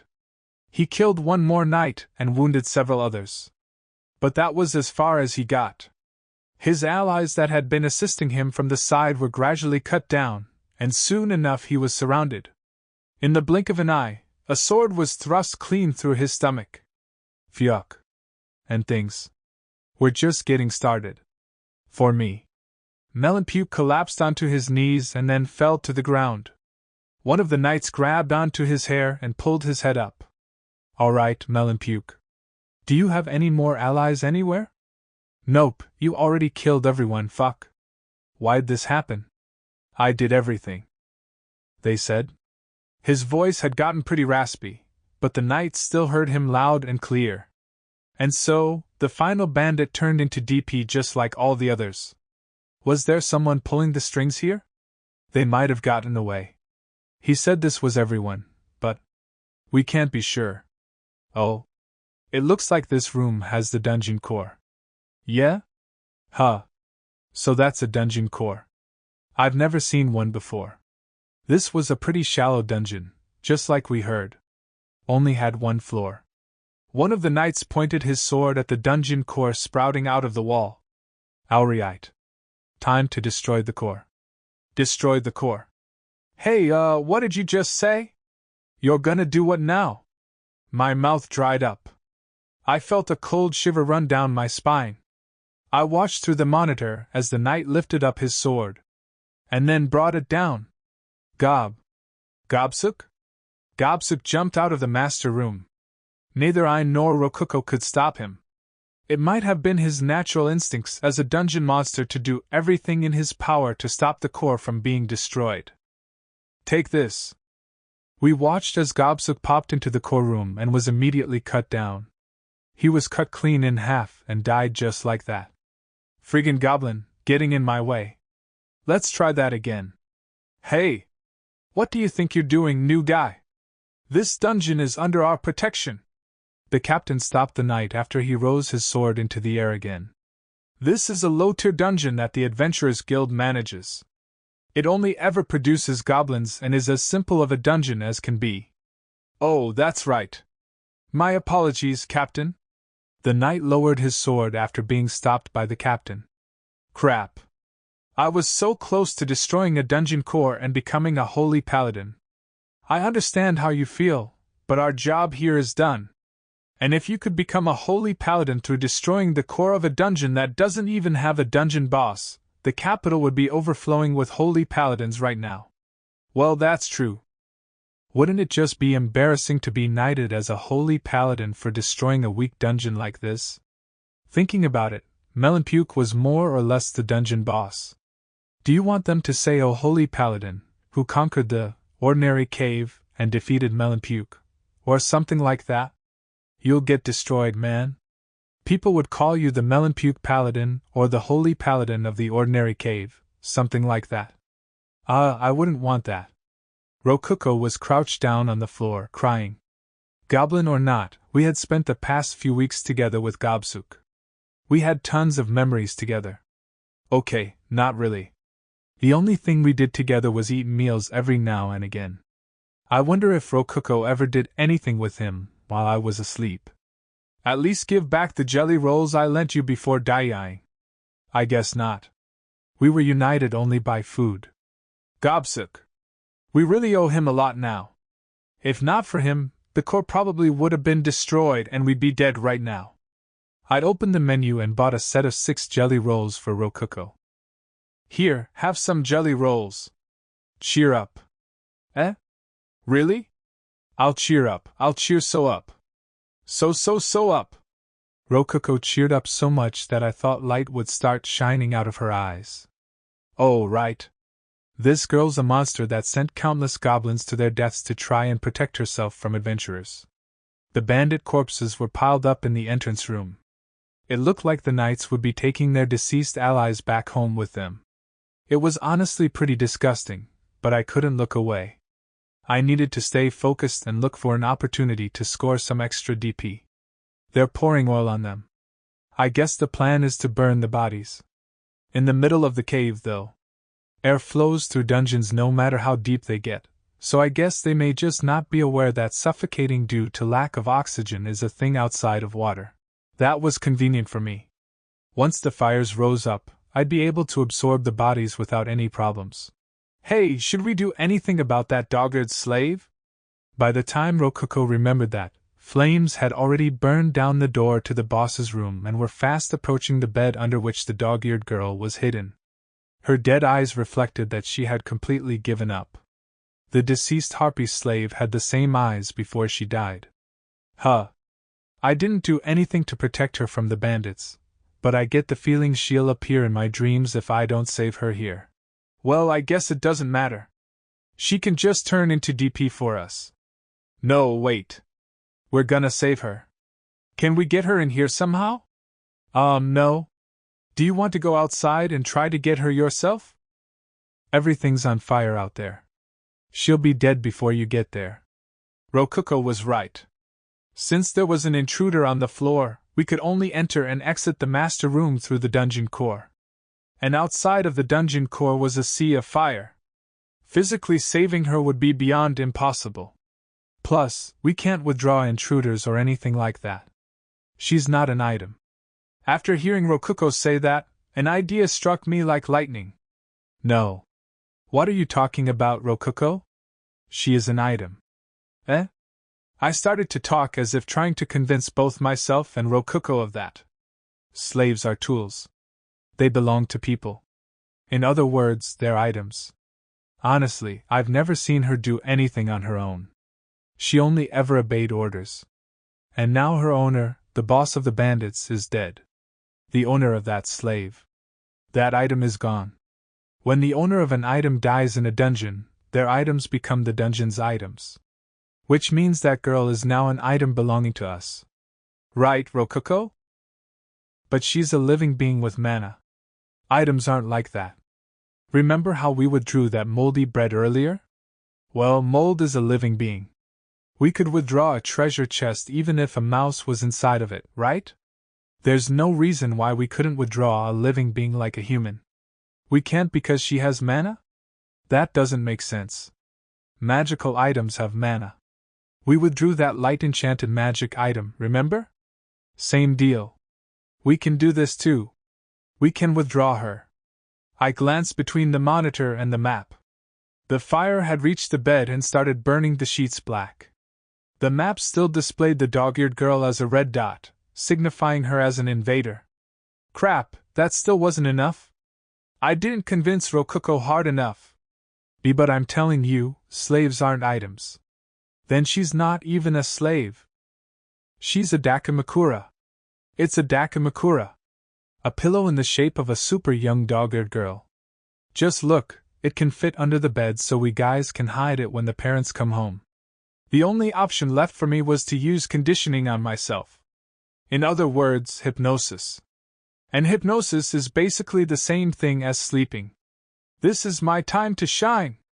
That's a dakimakura, that's a dakimakura, that's a dakimakura, that's a dakimakura. I imagined it. That girl was a dakimakura. A dakimakura that'd feel amazing to squeeze in bed. It had ears to tease and play with. It was shaped like a human so one could dress it up with clothes and knee socks before playing with it. Wow. This is going pretty well. Yeah. I can't let a dakimakura that amazing get burned up. It'd be a total waste. I want to sleep with that dakimakura. I could spend hours putting different kinds of knee socks on it. It looks pretty nice and warm, too. I could use it as a makeshift heater when the weather gets colder. Speaking of heaters, the boss of the bandits used Rokuko's core as a heater for his feet. Oh, I'm getting off subject a little. You know, I wonder if that dakimakura is more expensive than a heavenly pillow. A dark-skinned, dog-eared, little girl pillow must be expensive. That's a high-grade item. To some people, that would be the most heavenly pillow in the world. A thorough cleaning will make it clean as new. Yep. Purification sure is useful. I wonder how well it'll clean a dakimakura. Either way, at least I don't have to worry about taking the cover off and drying it outside where a neighbor might see it. By that point, the dog-eared girl had turned entirely into a dakimakura in my mind. I glanced at the map and saw that instead of a red invader dot, there was a green dot indicating an item. Alright, it's a Dakimakura. Withdraw! To sum it up, I did it. Yeah. How did you withdraw her? Invaders can't come into the master room.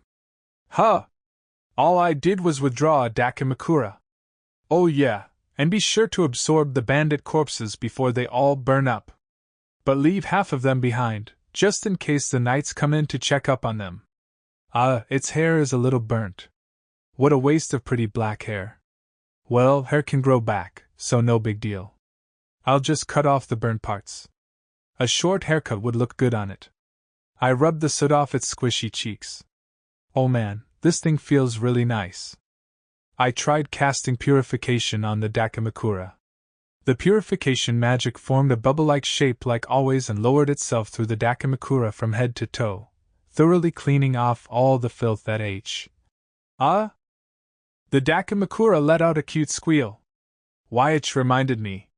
This is actually the dogged slave girl. Not a pillow. Phew.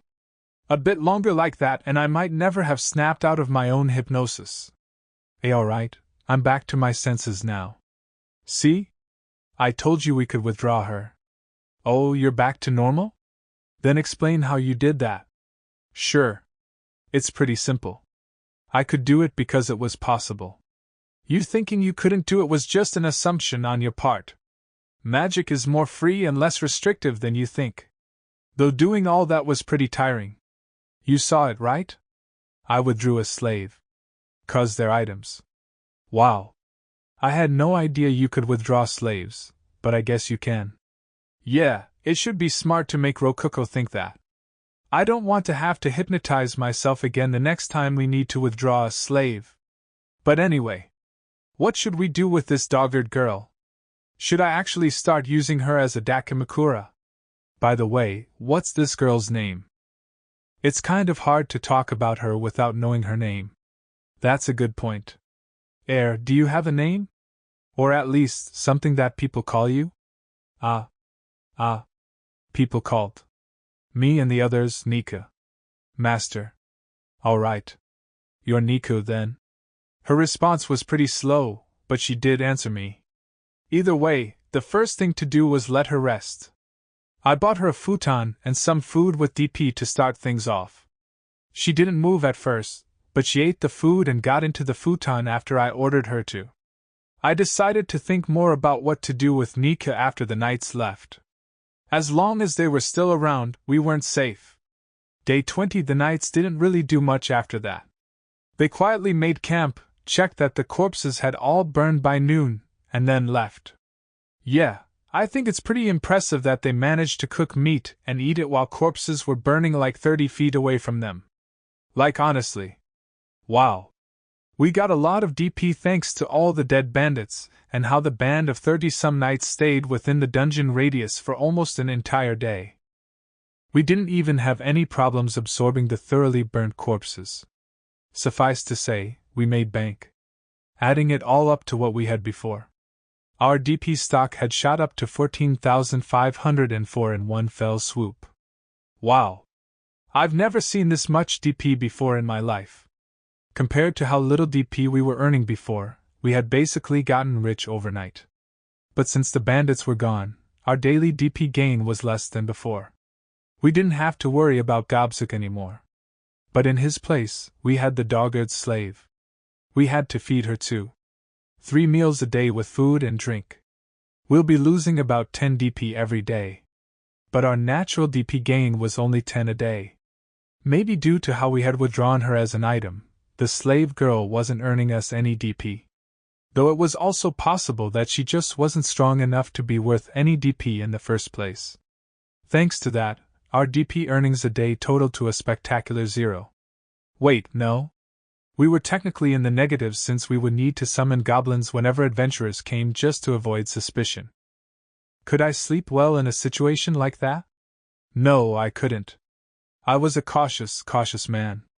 I couldn't bear to sit and watch as my savings slowly dwindled.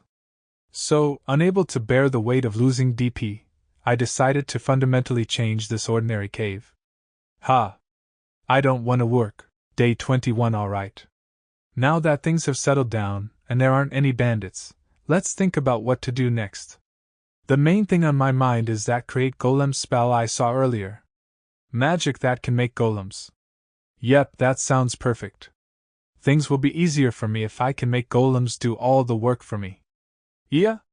But all that magic can do is make golems. You should just use that DP to summon golems as monsters instead. They cost 100 DP each, and they're strong enough. So basically, this spell will pay for itself after I use it to create 100 golems. Every golem after the 100th is basically free. Wow, what? That's amazing! But to be honest, there's way too many unknown factors to actually know that for sure.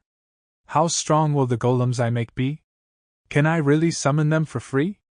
Will I even be able to summon 100 of them? The spell may not end up paying for itself, it's impossible to tell right now. To tell the truth, I halfway want it just because I want to try making some golems. I mean, it sounds really fun, right?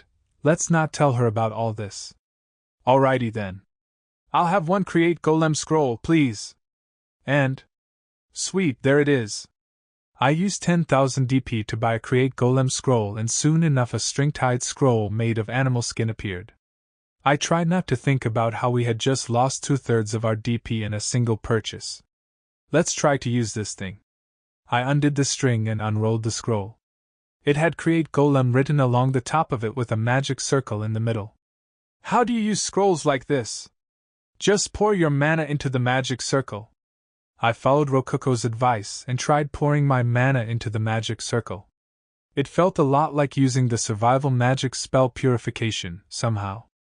All I had to do was put my hand on the magic circle and clench it into a fist before I started feeling mana flowing out of my body.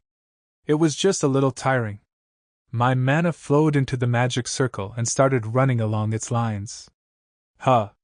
So this is what it's like to let mana flow into something. How long should I do this anyway? I guess I should just keep pumping out mana until it works. My mana flowed progressively faster into the magic circle. Once it reached its limit or something, the magic circle suddenly stopped resisting the flow of my mana, causing it all to burst and rain back onto me. It felt as if the composition of the magic circle was being ingrained within me as my body was showered with mana. Actually, it probably was being ingrained within me. Once it finished, I bet I could use create golem. As for the scroll, the magic circle on it was scorched black, and after all my mana left it, the whole scroll caught fire and turned to ash. I decided to go ahead and try out create golem immediately. 2 things were necessary to use it: mana, and material to make the golem's body with. Somehow, I just knew that. Knowing instinctively how to use a spell must be one side effect of using a scroll. It seemed that using the ground itself to make clay golems was the most simple thing to do. The golem could have its shape changed by mana. I stood up to leave the master room and go dig out some clay, but before I left, I noticed Meat sitting in the corner of the room with her arms around her legs. She had woken up at some point without me noticing. That was where Gobsuk always used to sit. Nostalgic. I don't have to go outside myself. If I have a tool available to me, I better use it. Hey, Meat. Go outside and mine some clay for me. Not a lot, just about this much. Oh, okay. Understood, master. I ordered Meat to go outside and bring back about a soccer ball's worth of clay. Man, she really does look dead inside. I've never seen an expression that blank in my life. After a while, Meat came back with the shovel and clay. The way she was holding up the clump of clay with her tiny body made it look really heavy. Actually, I bet it actually was heavy for a child like her. It's kinda late to say this, but Meat can go in and out of the master room on her own without any issues. Maybe because Rokuko thinks it's normal for that to be possible, or something? Sweet, good job. You can rest now. I patted her head and praised her.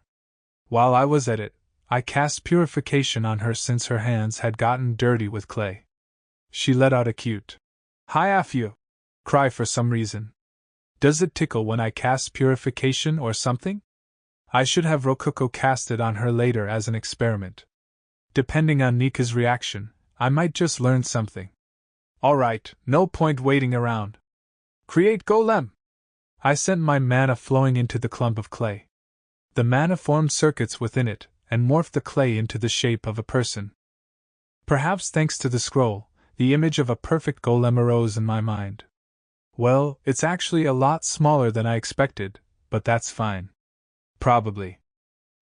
Everything will be okay. Obeying the instructions that were filling my mind, I kneaded the clay with my hands while pouring more mana into it.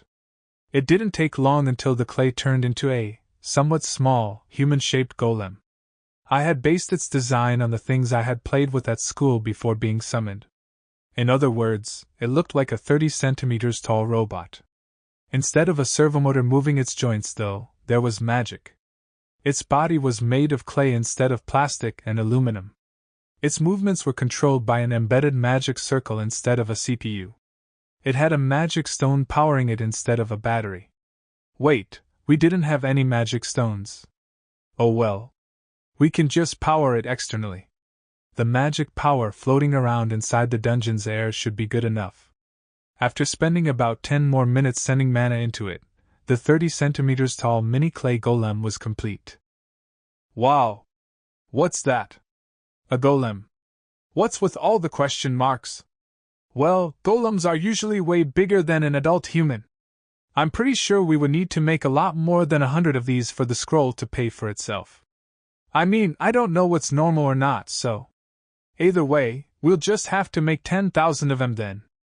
I decided to just order the golem around and see what happened. First, I made it start working on expanding the cave. That would help us save more DP.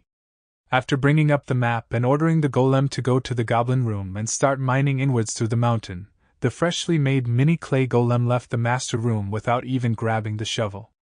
Golems sure are dumb, aren't they? That shovel would make his job so much easier. Nope. You don't know what you're talking about, Rokuko. I'm basically stunned here, shocked by the vast potential golems have.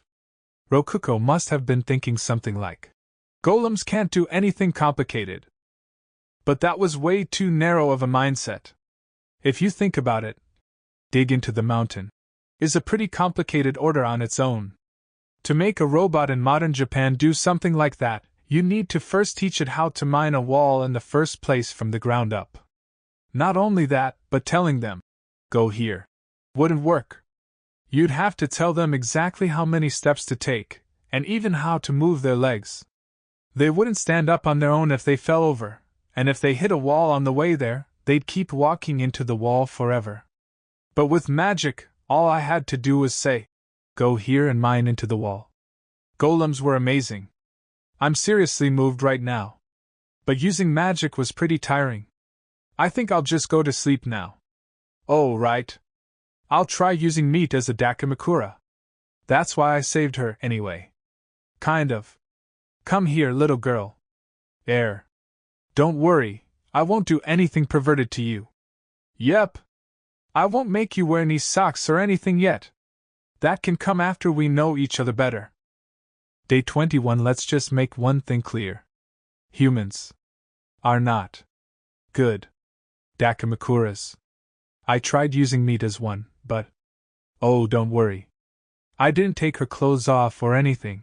I seriously just used her as a dakimakura. Anyway, it was nice at first. Her skin was nice and smooth, plus her hair smelled nice. But it didn't take long for a problem to arise. Her body heated up fast. She got so hot. Yeah, I'm not gonna be able to handle this outside of winter. I finally understand why people huddle together to stay warm in survival movies and stuff. Though I have heard that kids have especially high body temperatures. And I've also heard that dogs are hotter than humans. In which case, it makes complete sense that a dogged little girl would be extremely hot. Plus, it wasn't until I noticed how heavily she was breathing that I realized she was running out of air beneath the covers. That was pretty dumb of me. Obviously, she would struggle to breathe without access to fresh air. I hurriedly pulled her head out of the covers. Which ended up with us lying in bed together, face to face.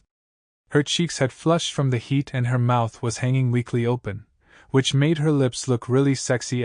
Wait, no. I'm not a lilicon. Seriously, I'm not a lilicon. Her breath was tickling me, so I made her turn and face the other way. I didn't do that because she was making my heart beat too fast to sleep.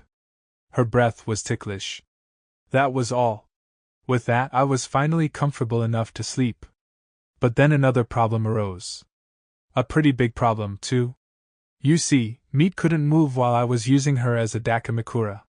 She'd have to push me off her if she wanted to get up, but as a slave, she couldn't do that. Can you imagine what happened because of that? She peed herself. Okay. I knew it was my fault. I felt something wet when I woke up and then panicked like crazy after seeing Meat crying in my arms. I stood us up and cast purification on me, her, and the futon while patting her head and telling her that everything would be okay. Yeah, it was my fault. I'm sorry. Next time you need to go to the bathroom, just push me aside and go. To show how sorry I am, you can eat as much food as you want today. Ask for anything, it's yours. Okay? Here, have a hamburger. They taste super good. So stop crying. I'm sorry, it was my fault. Meat finally calmed down after she finished eating the hamburger. Okay. I would like to begin our first meeting on what to do with Kima, the pervert who loves to make his slave girl pee on him. Hey, hold up. That's a pretty biased way of framing things, Madam Judge. It was an accident, Your Honor, I swear. I used my position as dungeon master to make Rokuko shut up about how I had accidentally made Meat pee herself. She immediately fell silent, so I decided to start making more golems. The mini clay golem I made yesterday had been working all night. Yeah, I should check out how he's doing first. Let's see here. I brought up the dungeon monitor from the menu and checked up on the golem I had ordered to dig into the mountain. The mini clay golem was steadily scratching away at the wall. His spirit was admirable, but he hadn't made any progress at all. The bare rock wall was just too strong for his clay hands to wear down. That was my mistake. I should have given him a pickaxe or something. See? He'll just keep on doing what you told him to, no matter what. How long can he stay active? I think it has something to do with the magic stone inside of it. Well, obviously, he'll stay active until he runs out of mana. I mean, he's a golem. But dungeons are filled with mana, so he basically should never stop as long as he's inside of one. Wow, that's crazy. He basically doesn't need any energy to keep moving. I was losing my mind over how far golems had surpassed my expectations. It was looking like I would be able to just leave everything to the golems and sleep as much as I wanted. Seriously, what? That's not a golem, no way. Like, golems just don't look like that. It's a clock. Yup. It was a golem clock. I had given each of the golem arms different instructions. I told the first arm to rotate completely every 60 seconds, the second arm every 60 minutes, and the last one every 12 hours. In other words, the individual arms became the seconds, minutes, and hours hands of a clock. Together they formed a clock that would keep working as long as it had mana. Making sure it stayed accurate would be pretty annoying, though. By the way, I had realized halfway through that I didn't need to make the golem arms look like actual arms, which is why they ended up being needle-shaped, like the arms of a real clock would be. Everything was made from clay, but I doubted anyone would realize the clock was actually a golem. Why you really made a golem shaped like that? What, Kima? You don't have any common sense, do you? Seriously? You're the one who summoned me from another world. How would I know what's common sense here? So, what are you going to do with that anyway? You can just look at the menu if you want to know what time it is, so. The time of day and such was displayed on the Dungeon Master menu that I could use. I'll give it to Meat. I only made this an experiment, so yeah. Now I know more about what I can do with golems. This wasn't a waste of time at all. And so, I gave Meat the watch as a present. At which point I realized that Meat was still wearing torn-up rags as clothes. Holy crap. I immediately bought some cheap clothes dress, 8 DP, cheap shoes child-sized, 10 DP, and knee socks white, 70 DP. While watching Meat change clothes, I realized that she was missing something and quickly bought a set of female child's underwear, 20 DP. That was close. All that cost a fair amount of DP, but she could keep wearing all that pretty much forever thanks to purification. It even worked on her underwear no problem, thankfully. The clothes looked nice enough, but I wanted to dress her up in a much cuter outfit once we could spare the DP. Same for Rokuko. Her DP saving form is pretty cute itself, but her other form was pretty much my exact type. She looked super cute and her feet were the definition of pretty. They were truly spectacular. Seriously. I couldn't stop fantasizing about making her wear all sorts of socks. I attached a leather string 2DP to the Golem clock and hung it off Meat's neck. She stared at it for a long time without saying anything after I said it was hers. I thought that was because she really liked it, but then I realized she probably just didn't understand what it was. Right, she's a slave. There's probably a lot she doesn't know about the world. Starting tomorrow, I'll teach her everything she needs to know. By proxy, through Rokuko. Do your best, Rokuko. I mean, seriously, what's Rokuko been doing anyway? She's basically done nothing for the past month. She needs to work a little harder. I'll have her do my work for me. No, wait. No. The only future I see with Rokuko as leader is one where our dungeon turns into a goblin paradise, and then collapses immediately. I repaired the hands of the mini clay golem, taking the opportunity to turn them into stone shovels. It was actually pretty simple to do that. The stone became pliable like clay after I poured enough mana into it, making it very easy to morph into a shovel-esque shape. And here we have the new and improved mini clay golem, shovel edition. It felt like it took less mana to mold clay than it took to mold stone. In which case, it would probably be better if I made my first human-sized golem out of clay and just gave it a pickaxe. That could come after I spent some more time experimenting with this mini clay golem, though. I knew it wouldn't ever stop moving inside the dungeon, but how long would it last outside of the dungeon? I decided to test that and watched as Tessel moved around for about 1 solid hour before stopping. I needed to be careful about that. Stop golems would resume moving if you poured mana into them. It depended on the magic stone inside of them, but normally they could last 1 hour. I knew that thanks to knowledge from the Create Golem scroll. But wait, what the heck is a magic stone anyway? I know it functions like a battery, but that's all I know. Seriously? You'll give me knowledge that involves magic stones, but won't tell me what they are. Hey, Rokuko. What are magic stones? Magic stones are just, stones filled with mana. You can usually take them from monsters. Why don't you try buying some with DP? Rokuko casually said that to my offhand remark. It was like wool being pulled from my eyes. Holy crap. Is it just me or is DP way too useful? Dang, I didn't even think about doing that. I can't believe I needed you to remind me about the DP catalog. Am I just an idiot? I'm disappointed with myself. What's that supposed to mean? I took a look at the DP catalog. Magic stones were in the treasure section, in the same category as jewels. There were varying grades of magic stones, with the cheapest kind being 10 DP each and the most expensive being several tens of thousands of DP. But for now, I settled with buying just the cheapest ones to experiment with. But it was getting pretty tiring calling him Mini Clay Golem every time I talked about him, and so, I decided to give him a name. You will now be known as Tessel. Your name is Tessel. Got it? The Mini Clay Golem, now known as Tessel, nodded as if saying, Got it. I then changed his order, making him instead go outside of the cave and gather clay for me. Hey, Meat. Can you read and write? No, I can't. I'm sorry, Master. Meat lowered her head sadly. Hey, you know I'm not mad, right? You're making me feel bad, somehow. That's okay. Rokuko, teach Meat how to read. I'll let you eat a lot of melon rolls if she learns well. Same for you, Meat. You can eat as many hamburgers as you want if you do well. Study hard. I can eat as many melon rolls as I want. Okay. Can I really? Hamburgers always made Meat's eyes light up. Thinking about it, Meat had gotten a lot more lively than she was in the past. The dead eyes she had when I saved her were completely gone. Perfect. No kid should ever have to look like that. But you know, dog girls really do love Meat, huh?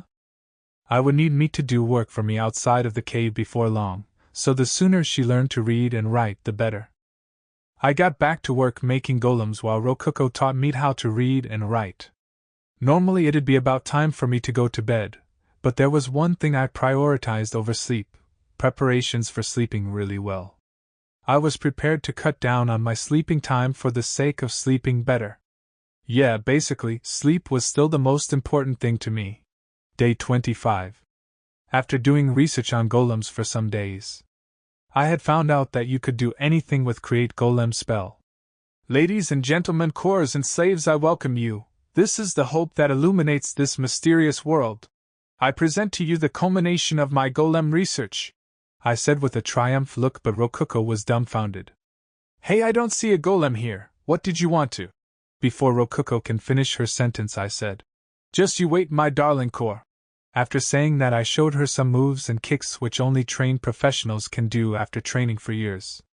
But knowing it was me who couldn't even fight, Rococo was shocked. How was that? I asked her after losing my breath in some seconds. Being somewhat impressed, Rococo said, it looked just like those knights from the other day. How did you do it? Simple, I turned my clothes into golems, and had them help my movements. Huh? Rococo was shocked again. She was like, what the hell? At first I made a powered armor, but it was heavy, stood out, and was too clumsy. And then I realized I could make golems out of anything, even cloth. Meat saw how out of breath I was and brought me some water.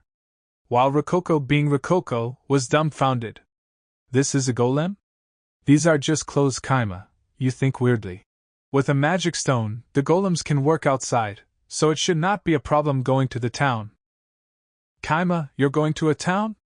I won't be able to do much just staying inside here forever, and now that the knights have eliminated all the bandits for us, the road to town should be pretty safe.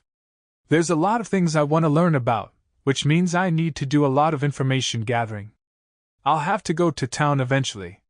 Like how apparently you can become a holy paladin by destroying a dungeon core. If that's true, people might come by here looking to destroy our core. I needed to figure out what the people of this world thought about dungeons. Are dungeon masters stuck inside their dungeon or something? No, don't worry, there's no rules like that.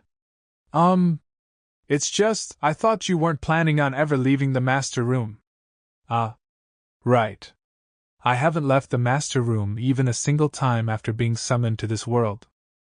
That's because there were bandits out there. How could I go outside? They'd have killed me. That's true. I can't blame you for that. Day 27. Meat learned to read and write pretty fast, so I rewarded her with a hamburger. Rococo was already munching happily on the melon roll I had given her. So heartwarming. By the way, master, would you please register your mana on my collar? Huh! It was rare for Meat to talk on her own like that. I didn't know what she was talking about at first, but apparently the submission collar Meat was wearing had a mana registration system. I've heard that every person in the world has a unique wavelength to their mana. Oh, huh? Like fingerprints? You can't take off the collar yourself? I can't. It would kill me. A submission collar was a relatively cheap item used primarily to choke its wearer, but when someone became a slave, they would be forced to make a contract through magic where they would die if the submission collar was ever removed. Basically, contract magic would kill the slaves if they tried taking their collars off. Yep, this thing is a real pain. Alright, I'll definitely register my mana then. I want to avoid as many problems as possible here. Okay. Please pour your mana into the plate on my collar. After you do that, please check whether it worked by squeezing the collar. I placed my fingers on the plate and poured mana into it. Yeah. It definitely felt like my mana connected to some password channel system thing. Registration complete? I wasn't too happy about it, but I envisioned Meat's collar squeezing as a test to see if it worked. And then. Whoa! See, cancel! Cancel! Stop choking her! I saw the collar squeeze tightly. It was visibly digging into her neck. That's not light squeezing at all. Holy crap! Stop! What kind of monster would do this to someone just to call them over? Me, teary-eyed from having her oxygen supply cut off, replied to me with flushed cheeks while coughing. I'm sorry. I'm so sorry. Hey. Now I'm your slave for real, master. Meat smiled brightly. What? This is the first time I've ever seen her smile. Why now? Day 28. All right, Rokuko? Only summon 5 goblins if any adventurers come. Only 5. No more than that. When you buy melon rolls, get them from the pastry set. You can have 2 a day. We'll see. You be careful too, Kima. Okay? And so, I left the cave with Rokuko staying behind to keep watch. It hit me that I was leaving the master room for the first time. I had been letting me take care of getting clay and recovering Tessel and all that good stuff. I could just use the monitor whenever I wanted to look outside. What if the outside air is poisonous to people from my world or something? Like, what if the planet's mana is actually super deadly to me? Aren't we going? Why, yeah, we're going. Right now. Right now. Hurry up and go already. Don't push me, alright? No matter what. Don't push me. Push you? Okay. Hold on. What's going on here, automatic translator? Rokuko pushed me on the back, forcing me out of the master room. I ended up in the dungeon's core room, completely fine. Alright, sweet. Nothing bad happened at all. Phew, I really worked myself up over nothing. I mean, how could mana be poisonous to me? I've been casting spells almost constantly. Yeah. Are you okay, master? I'm fine. Totally fine, feeling great. Let's go then. Why are we just standing at the cave's entrance? You know, come to think of it, I'm the dungeon master. Should I really be leaving the dungeon willy-nilly like this? I dunno. I think I should be more cautious about this and take things really slowly. Hiya. Why are you pushing me? Don't push me. Eh? You want me to push you? Okay, I will. Why? Why aren't you doing your job right, Mr. Automatic Translator? Why you've stolen my first time going outside. And my precious first time. Yeah, nothing bad is happening. Why would anything bad happen anyway? I'm being silly. I took another cautious step outside, but moved so slowly that meat started to pull on my clothes. Master? Right. Sorry. Let's get this show on the road. And so, I took my first step towards the forest. Should I push you? Yes, please. We hadn't encountered any major problems so far, but it still frustrated me that I had to leave safety to go outside where my very life was at risk. I grumbled about it to myself while running along the mountain road with meat. Why did I have to go outside? For safety, of course. It was impossible for me to tell whether I was safe or not without any information. I had so little information that my desire to do research outweighed the possibly temporary safety I had at the dungeon. Hence, I needed to go to a human settlement. I really don't want to work. Naturally, I was capable of running down the mountain road despite never exercising thanks to my wearable golem. I had ordered it to run all the way to Tsaya village. And so it was. But it was still really tiring somehow, so I needed to stop several times to take breaks. How is meat keeping up so easily? My muscles are gonna hurt like hell tomorrow, sheesh. It took us half a day to reach the city. And so, we were there. Tsaya's city at last. Aside from the food and water, we had also brought a fair amount of cash from the dungeon. It was the money we had withdrawn into the master room after the knights came to eliminate the bandits. The city was surrounded by a brick wall about 5 meters tall, and the entrance gate was protected by a tough-looking guard. Wait a second, whoa. This is a pretty big city. How many people are living here? Halt! What business do you have in Tsaya City? The cautious-looking gatekeeper ordered us to halt once we got close enough to the gate. Not wanting to cause any unnecessary problems, we stopped. Your companion must be a slave, given that collar. Does she belong to you? Yes, she does. I found her by chance. Do you have any form of personal identification? If not, you'll need to pay 5 silver coins and 1 copper coin. Your slave doesn't need to pay 5 silver coins because she's with you, her master, and slave collars are a form of personal identification. I checked the wallet I had brought with me. Inside was 7 silver coins, 10 noticeably big copper coins, and 30 smallish copper coins. Sweet. I have enough. 10 copper coins were worth 1 large copper coin, and 10 large copper coins were worth 1 silver coin. I didn't know if there was any coin more valuable than a gold coin, though. Oh, and the silver coins are a form of insurance. The guild will give you a form of identification after you become an adventurer. If you show that to me, I can return your coins. Though, someone from the country like you likely won't have enough money to pay for both this and your registration at the guild. It costs 3 silver coins for one person to become an adventurer, after all. We advanced down the main street of the city, and soon enough delicious scents wafted into my nostrils. There must have been a lot of people making kebabs, as the tasty smell of meat was thick in the air. After walking for a bit, we reached a fairly large building. A sign with a drawing of swords, potions, and scrolls on it was hanging on the door. That must have been the signpost for the Adventurers Guild. I went inside and saw that it was filled with people who looked like adventurers, partying hard and drinking a ton of beer. I was surprised to see all of them drinking so hard at noon. Maybe they had worked all night, and were on the verge of going home. I followed the guard to the counter, and soon enough the receptionist handed over the registration forms.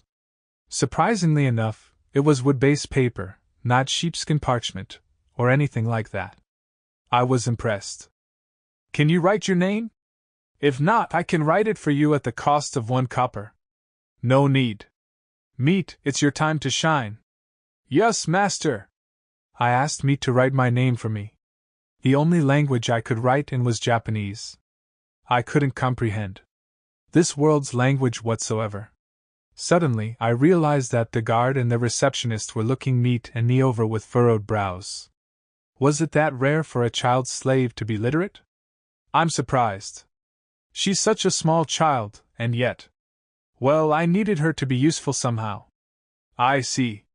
For some reason, the receptionist was giving me a kind of disgusted look. Should I not have taught Meat to read or something?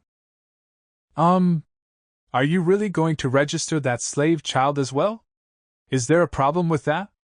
Can slaves not be registered? Is there an age limit? Is she writing the wrong things? No, there isn't any problem with the paperwork or anything of that sort. Meat finished writing my name, and we quickly finished the rest of the registration. Guild's receptionist perspective. My name is Celia. A receptionist at the Adventurers Guild. I wonder, what relationship do these 2 new registrants have with each other? The girl has such an unpleasant name. Meat. Like she's just an object or something. But she's being registered as an adventurer despite her name. What a travesty. Kima the brute, was it? Got it. Sigh, what an angel she is. She deserves to be protected from that scum. Day 29. After registering at the guild, I took a look at the request board. I came to town to learn more about the world. But there was something more important. I needed to find out what people of this world thought about dungeons. We'd never hold up if guys like that knight keep on coming for the core. What sorts of requests are linked to dungeons? Meat happily plunged into the throng of adventurers. Her small body was engulfed by the crowd and disappeared in seconds. After a small while, she came running back with 2 slips of paper wedged between her lips. I rubbed her head and scratched her chin to thank Meat, causing her to wiggle happily. Yep, she's basically a puppy. Thank you so much. I took a look at the quests she brought back. Master. How about these? As a new adventurer we can't take any requests above rank G. I had Meat find us some that even we could do. If we wanted to take harder requests, we had to raise our ranks first. Hunting meat for a restaurant. Adventurers in the guild are organized by ranks. As a newbie, you start out at G rank. You will rank up based on your performance on the quests," said the receptionist after I showed her AF rank quest, which was about surveying our dungeon, the ordinary cave. "That's why I gotta rank up if I wanna take that request. Damn, I'm so sleepy, I don't wanna grind." So I took a rabbit hunting quest. The quest had 2 requirements. Number 1, hunt at least 3 rabbits. Number 2, the rabbits must be fresh. And hunting rabbits shouldn't be an issue. These are perfect. We headed straight to forest. We found 1 rabbit on our way to the forest. It was bouncing around the grassy plains much like you would expect a rabbit to do. Honestly, it was super cute. White fur, red eyes, tiny. Yeah, it was cute. Cute and fluffy. A cute ball of fluff frolicking amidst the grass. But moments later, Meat had decapitated it with a single slice. Her golem blade knife easily sliced through its neck thanks to its vibration capabilities. It was pretty gruesome. "Here's the meat." Thanks. "Good job. I'm proud of you. This kid's got no mercy." I picked up the rabbit's corpse by the feet as blood pumped out of its neck and held it upside down for a bit. Once most of its blood had drained, I threw it into a leather bag we had brought. Meat's knife is a golem I made from an iron ingot. With magic power, the blade vibrates, and I can even cut cleanly through a log. With this knife and the golem clothes, anybody can hunt rabbits. At least, even I should be able to. I think I can. When I slashed at the rabbit, it jumped away and ran. So fast. "Stay still so I can hit you." Ugh, a worthy opponent. After trying for some time, I asked Meat. "Hey Meat, how is it going on your end?" When I looked in her direction, she already had killed 3 rabbits. After killing the 10 rabbits, we headed to the Adventurers Guild and handed over the rabbit-filled bag. The client grinned after seeing what was inside. Well, looks can be deceiving, huh? Didn't expect you to be this skilled with a blade." Sorry, the girl did basically everything, not me. All I did was hold upside down the rabbits that the great Meat hunted and throw them in the bag after they ran out of blood. Meat was the only one who went into the forest. I just stood around waiting for her. But regardless of who caught them, the client was very impressed with the rabbits. It helped that their pelts were still usable thanks to how we drained their blood. All the rabbits, except 1, earned the maximum payment of 10 coppers, resulting in a net gain of 97 coppers. Though as a bonus for how solid they were overall, he paid us a whole silver coin instead. Huh! Which was the one worth 7 coppers? Yeah? You know it was the one I caught on my own. My bad for slicing its torso in half. Congratulations. You can now rank up. Do you wish to rank up? Why? Rank up. In other words, we'd be leaving G rank and going up to F rank. Then please give me your guild card. Please sit down and wait for a moment. After we gave our cards to the guild's receptionist, I asked Meat to get the ordinary cave investigation quest.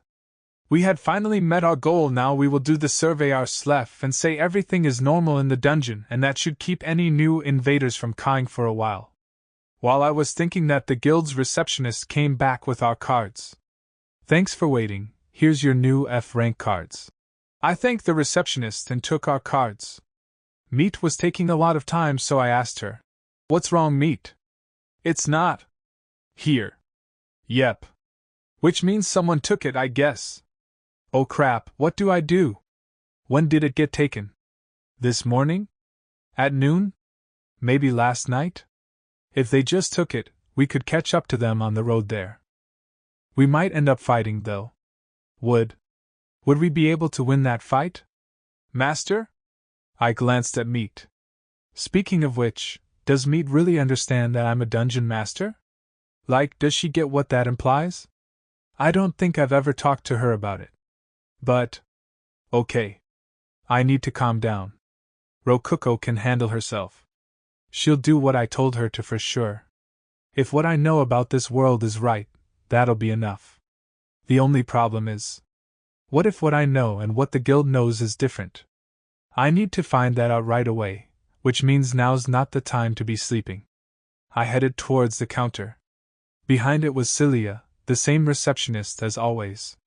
Sorry for coming right back. I'd like to ask you some questions about dungeons, if that's okay.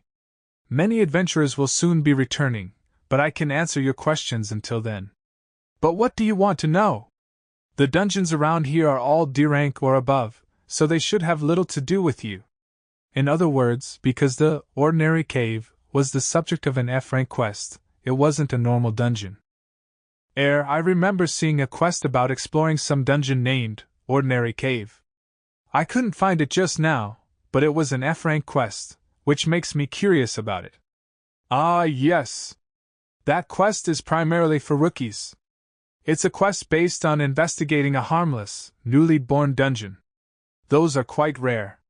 We post the quest about once every 2 weeks. Newly born? I'll have to ask Rokuko to see if that's a fact or just a false rumor. By the way, what kind of person took the quest? That information is confidential. Yeah, figures. I'd have appreciated it if she told me, but I'd basically lose all trust in her if she gave away information like that willy-nilly. While I'm here, might I ask what kind of places dungeons are?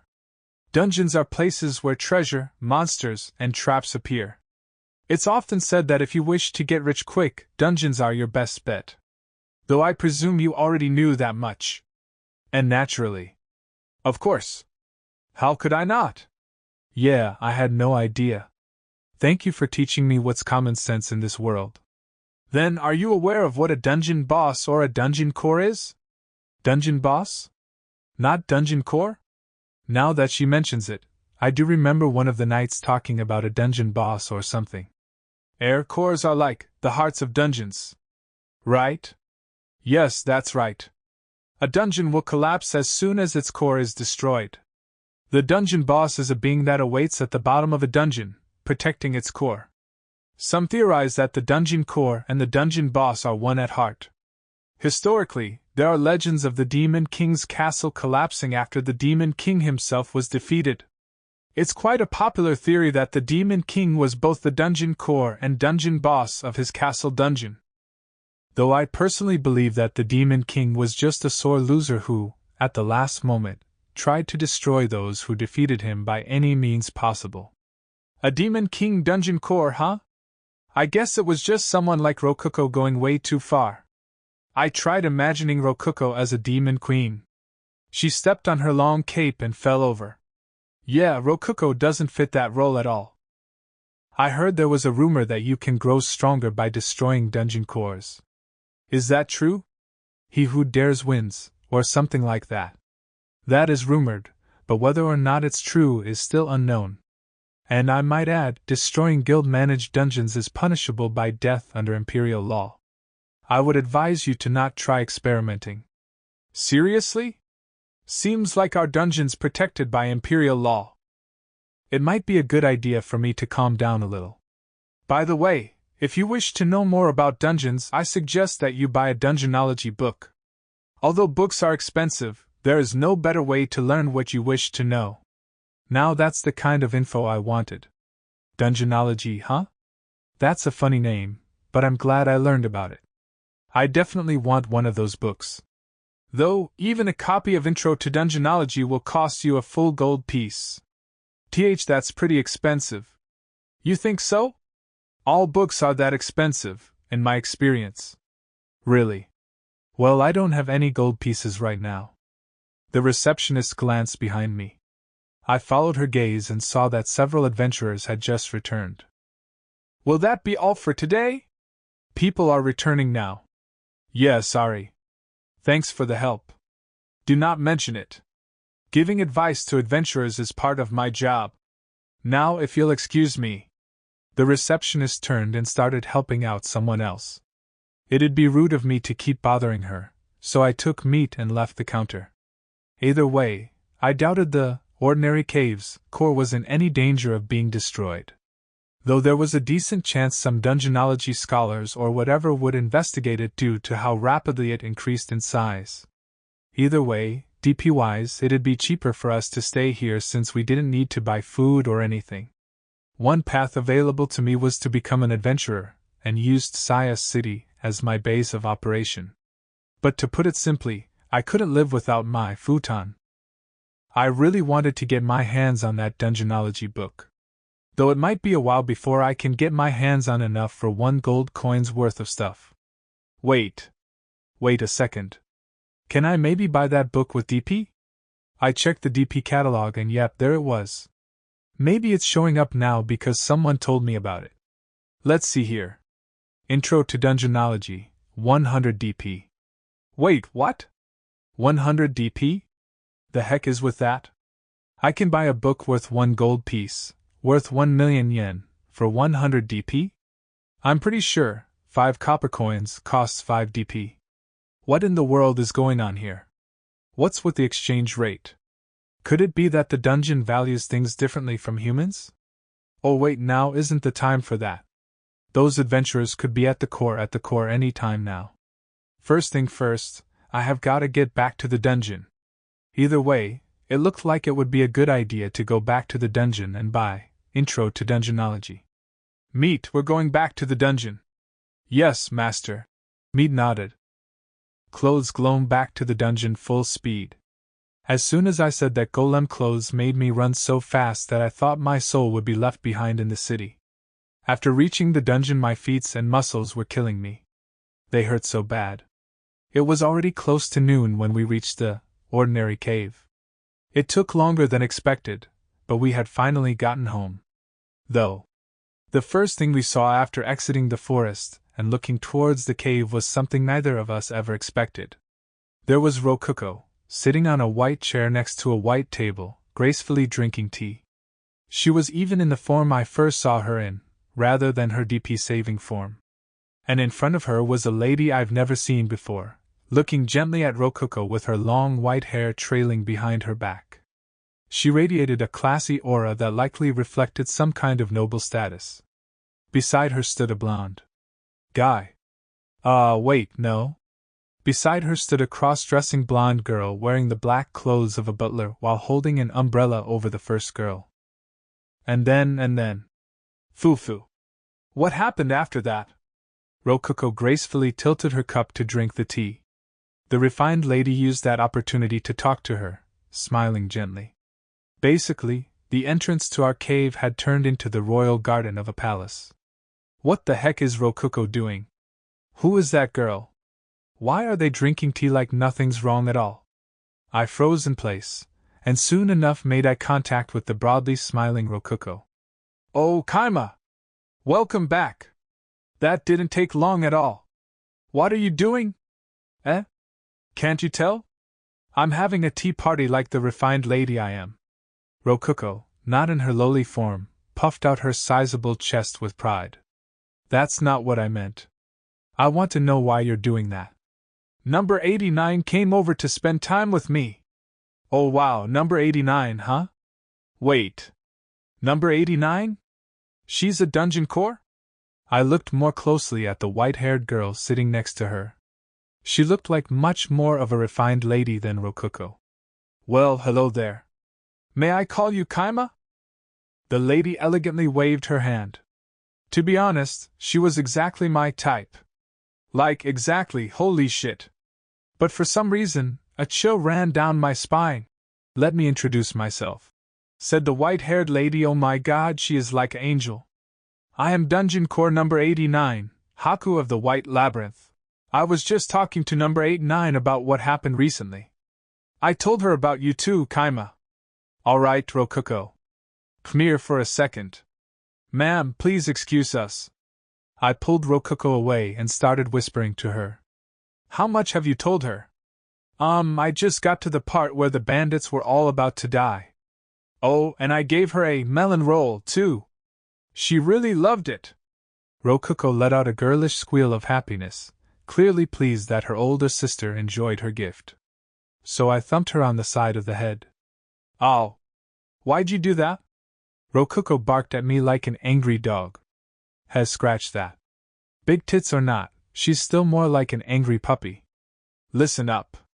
Stop telling her things she doesn't need to know. She might be our enemy. And no matter what, don't tell her anything about my golems. But number 89 definitely isn't our enemy. Who taught you the absolutely incredible battle strategy of summoning nothing but goblins? Number 89. Who told you to use DP only to summon monsters without ever expanding your dungeon past one room? Number 89. So? Are you really sure she definitely isn't our enemy? But. Alright. So basically here's how it is. Dungeon core number 89 wasn't letting Rokuko grow as a dungeon, while, simultaneously, her own dungeon was shooting up through the rankings. There was some connection there, and it was very possible that she'd be getting in our way from now on. Rather, she would probably eliminate us the second she could if we ever get in her way. Number 695. Will your secret discussion be over soon? I would like to join you too. Okay. We're coming right over, number 89. And yet, Rokuko still looked happy after dungeon core number 89 called out to her. Yeah. If I hadn't used my absolute authority over her as dungeon master, she would have spilled the beans instantly. Though it was still possible that she let some secrets leak. Whether or not I have absolute authority over her, my order wouldn't mean much if she was letting things slip unconsciously. So, what happened to the bandits after that? Rokuko glanced at me. She must not have known whether or not it was okay for her to talk. So, I answered for her. As you can tell, they were massacred.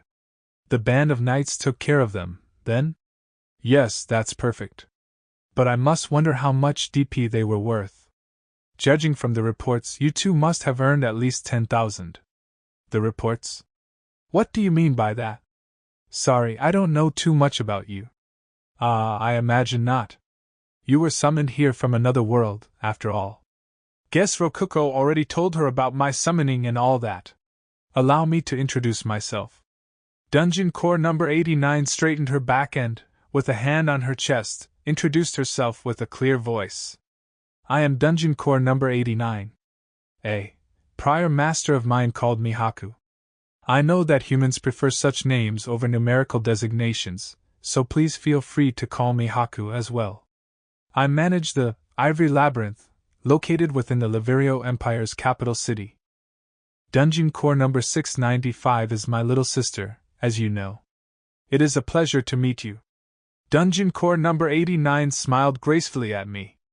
Haku's a lot shorter than Dungeon core whatever, so I'll roll with that. I responded to Haku's greeting in turn, taking care to speak with enough gravity and weight that she wouldn't look down on me. Indeed, it is nice to meet you as well. My name is Kima Masuda. Please call me Kima. I have been working as the dungeon master of your little sister's dungeon, the Ordinary Cave. I pray that we can work well together. Oh my, you are quite the polite one. I am impressed. Hearing Haku say that made Rokuko panic a little. Should I introduce myself too?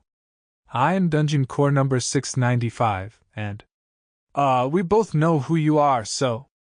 Oh, right. We gotta get ready. Some adventurers are coming. My. Are you perhaps worried about that because of this? Haku took the Ordinary Cave investigation quest slip out from her cleavage. Why was she keeping it there? I mean, why does she have that? Haku quickly answered my question. Despite my true identity, I am also an A-rank adventurer, a position I exploited to get my hands on this. The knights from my country gave their report on the Ordinary Cave, and I couldn't help but come see things for myself. So do not worry, Kima. You'll be fine for at least half a month now. Haku smiled, as if saying the situation was entirely under her control. She was right. No invaders would be coming for our dungeon anytime soon. Excluding the two in front of me. By the way, Kima. May I ask you a question? Sure. What's up? The smile vanished from Haku's face. Are you a soldier of God? I felt a chill run down my spine. A soldier of God. No idea what that means. Some god talked to me while I was being summoned here, but I didn't become his soldier or anything. I did meet someone who claimed to be a god, but I don't remember him talking about anything like that. I see. As if satisfied by my answer, Haku resumed smiling. I could almost feel the atmosphere warming back up. Forgive me, but I used magic to determine whether or not you were lying. You seemed to be telling the truth, thankfully. I was worried about you ever since number 695 told me that she had summoned you from another world. When did she cast that magic? And that kind of magic even exists? Makes sense, I guess, since there's a magic tool that does the same thing. Now then. I would like to have a conversation alone with you, Kima. Do you mind? You can wait here with Chloe, number 695. Understood, my lady. Come with me, princess. I followed Haku as she distanced herself from Rococo and Chloe. Of course, Meat stayed behind too. Yeah. This is pretty dangerous. I didn't notice until she stood up, but Haku has absolutely incredible feet. Crap. I can't stop staring at her feet, even though I know I'm in danger here. Her Vietnamese-style AO dye dress hugged her body perfectly, showing off all her curves. I could see the outline of her feet through the thin cloth of her skirt each time she took a step. I want to look under her skirt. I want to take off her shoes and get a good look at her bare feet. Now then. Haku turned to look at me after we had walked a fair distance. The fact that she looked beautiful just turning around really helped me understand why Rococo looked up to her so much. And then, without missing a beat, she said, "Would you please relinquish your position as dungeon master? I'm afraid I can't do that. The beds in this world suck way too much. They're unforgivably bad. I couldn't live with them. I'm not gonna quit being a dungeon master. It's the only way for me to get futons and even better beds. Sincerely though, what have you been doing to my cute little number 695?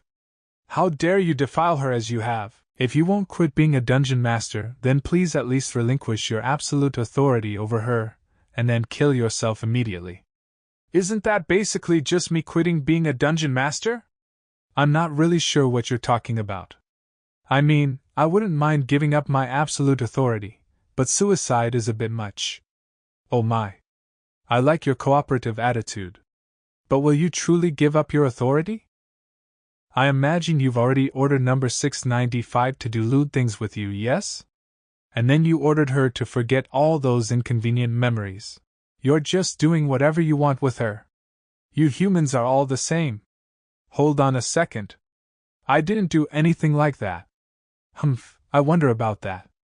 Your species treat we dungeon cores like toys, giving us orders like slowly fall in love with me over time and marry me.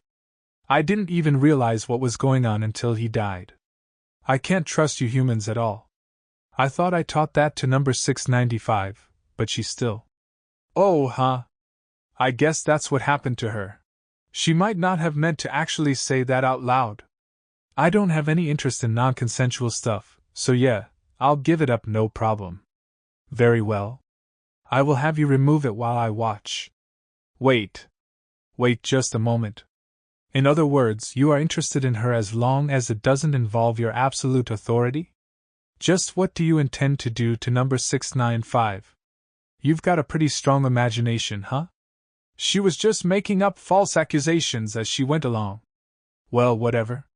There's just one thing I want to make sure of here. Haku. Are you Rococo's enemy? I have no idea what you're talking about. In what world would I ever be number 695's enemy? So we're gonna be playing that game, huh? Why did you teach those battle strategies to Rococo? Those battle strategies? I'm afraid that I taught her so many things, I don't know precisely what you're referring to. I decided to take things step by step and ask one specific question at a time to ensure I knew what was going on. Okay, first of all, why did you teach her to summon goblins specifically? Goblins are the most efficient monster for a dungeon as small as hers to summon. Even if she were to summon a strong monster, she wouldn't be able to maintain it for long. Smaller monsters don't require much food either. Makes sense. Goblins are pretty efficient. Why did you teach her to summon monsters all at once using as much DP as possible? There is undeniable strength in numbers. A strong foe can be beaten by many weak allies. Additionally, There is not a single dungeon core alive who would prioritize DP over survival in a dangerous situation. That's true. There's no point in saving your resources for later if there won't be a later. Why did you teach her that building rooms was a waste of DP and that monsters should be prioritized? Rooms can't defeat invaders, can they? Victory can only be obtained by summoning monsters to defeat invaders. She's right. No matter how many rooms you have, you need some kind of offensive strategy to ultimately win. In that case, why didn't you teach her about using traps? Most of them can only be used a single time, which isn't very cost-effective. And to make matters worse, you can place very few traps in a small dungeon. Traps that can be used many times are quite expensive. Makes sense? Alright. I think that's enough questions. All her advice makes perfect sense from the perspective of this specific dungeon. But remove one condition and all the advice would be completely worthless. Okay. I understand where you're coming from. Now what I want to know is, how did you make people view her as a safe, harmless dungeon? Yep. The condition was that Rokuko had to be a dungeon managed by humans. In any other situation, invaders would destroy the dungeon core as soon as they defeated the goblins. After all, the ordinary cave had in fact been just an ordinary cave with a core lying defenseless in its only room. Oh my, you've figured it out, have you? Well, the answer is simple enough. I personally created both the Liverio Empire and the Adventurers Guild. Rokuko was established as a safe dungeon because I willed it. I had more or less noticed that already. It didn't take me long to realize that she was a big fish in this sea. Ah, and by that I mean both among humans and among other dungeon cores. Oh my, you don't seem very surprised. I mean, you mentioned receiving a report from the knights earlier. You had no intention of hiding your true identity, did you? Well, no. I didn't. Haku smiled and laughed a little, visibly pleased. So, why did you try to ensure that the ordinary cave would stay weak and small forever? Because number 695 is cuter that way. And I want to protect her. That's why I panicked quite a bit when I heard that she had been occupied by bandits. You want to protect her? Why? Well, she is my cute little sister, you know. I yearn for her safety so much that at first I thought about placing a guard by her entrance to prevent anyone from invading her in the first place. But that would just attract unwanted attention from the soldiers of God, who would proceed to hunt her. That's why I instead focused on making her as invisible and forgettable as possible. So? Is that satisfactory enough of an explanation for you? Am I satisfied, huh? Why are you hunting other dungeon cores? One of the knights had said that one needed to destroy a dungeon core to become a holy paladin. Which, of course, had to be a system that Haku set in place herself. She was protecting Rokuko while actively attacking other dungeon cores, and I wanted to know why. Wait. I wonder if she knows that her little system there nearly got Rokuko killed when the knights were here. That has nothing to do with number 695. If I didn't hunt other cores, the soldiers of God would hunt me in turn. She was doing it for her own sake. That was very easy to understand. Makes sense to me. Very well. Is there anything else you want to know? I'll answer any questions you have, while we're here. That's pretty nice of you. Any particular reason behind this streak of kindness? Yes, well, consider it a reward from me. I heard from number 695 that you made certain every single one of the dirty bandits that stepped on her died. You made sure not a single one of them survived. This is my thanks for that. If even a single one had gotten away, I would have needed to waste my time hunting them down. All right. May as well use this opportunity to ask about holy paladins. By the way, did you know that one of the knights that came here tried to destroy Rokuko's core? I heard. I gave special treatment to the 17th Knight Platoon, and yet their report mentioned one of them trying to swing their sword at number 695. Can you believe it? My goodness, I will never understand how you humans can be so simple-minded as to not understand how lovely and cute and perfect number 695's core is. Naturally, I'm having them all executed. All of them. Of course, I can't mention number 695 in the official charges, so I'm planning to forge evidence indicting them all of treason against the state. The true treason would be punishing them with just a pay drop despite how grave the crime of attempting to destroy number 695 is. That makes their executions lawful and just. I suppose that they are currently returning to the capital with no idea of what awaits them. This woman's messed up in the head. And she's so stupidly powerful she can easily destroy people's lives if she wants to. What kind of politics involves executing an entire platoon of knights? That's just scary. Oh my, do you think I went too far? Not at all. Oh, by the way, the knights left early out of laziness. They said adventurers would take care of any stragglers for them. Was that in the report too? It seems I have another crime to charge them with. I kept my cool and played along with her. I'd be in danger myself if I disagreed with her too much. But either way, I felt like I knew her a little better after all that. I was pretty confident she wouldn't end up becoming Rokuko's enemy. Everything she did was for Rokuko's sake, after all. We should be safe as long as Rokuko doesn't try to hurt Haku for whatever reason. You don't seem to be a useless man who just sleeps all day, so it might be wise for me to recognize you as number 695's dungeon master for now. I'll spare your life at the very least, as thanks for doing so well in saving her from the bandits. Sweet, I'm gonna survive this. I feel like she's looking down on me pretty hard, but whatever. As long as she's not my enemy. I mean, her feet are super pretty. There's not a single bad person in the world with pretty feet. Actually, sorry, that's not true at all. There's a lot of villains that like to step on people with their sexy feet. Right. Very well. Let us have a dungeon battle. I'll recognize you as her master if you can defeat me. Ha! There's another word I don't know. And my tedious radar is beeping like crazy. Please no. I took a deep breath. Calm down. Calm down. What is a dungeon battle? It's a competition. Yes, a competition where dungeons attempt to invade each other. There are many rules, but let's start with the basics. The most fundamental rules are that the dungeons connect their entrances with space-time magic and proceed to send an army of monsters into each other. Whoever reaches the other's core first wins. Simple, isn't it? Putting aside the space-time magic stuff, the rules certainly were simple. Though accepting her challenge was completely out of the question. First of all, I will loan you 100,000 DP to use. I will then make a new branch dungeon the same size as your ordinary cave, and then develop it using 100,000 DP as well. You will win if you can touch the dummy core within it. And by the way, you can keep the DP if you win. I'll even reward your victory with an extra 100,000. What do you think? These conditions seem pretty biased in our favor. How could the ordinary cave, a safe and beginner-friendly dungeon perfect for up-and-coming adventurers.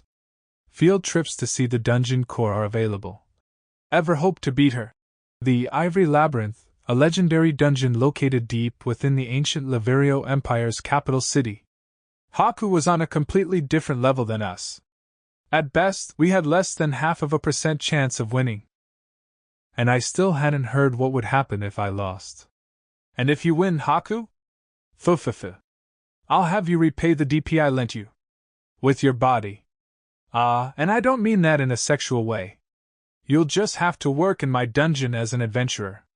I'll set you free once you've earned 100,000 DP and offered it up to me. You have my word that I will take care of number 695 myself until you've repaid your debt. These conditions are unreasonably favorable to you, so I'm sure you'll accept my challenge. You will, won't you? She was right. The conditions were in our favor. We'd get 100,000 DP right off the bat, and we could use it to grow our dungeon in any way that we pleased. But think about it from my perspective. A single goblin was worth 20 DP, but actually defeating them in the dungeon would only earn back 2 DP. Assuming that logic held true for all monsters, I would need to beat 50,000 goblins to earn 100,000 DP. At best, I would need to beat 10 low-ranked dragons. Just how long would that even take? Wait, hold on. Would killing monsters even count as offering up DP? Monsters cost DP to summon. Wouldn't killing them just make my debt even worse? Holy crap. After all, dungeon masters and dungeon cores are the only things that can actually earn DP. Earning 100,000 DP as an adventurer sounds pretty difficult. Oh my, that wasn't my intention.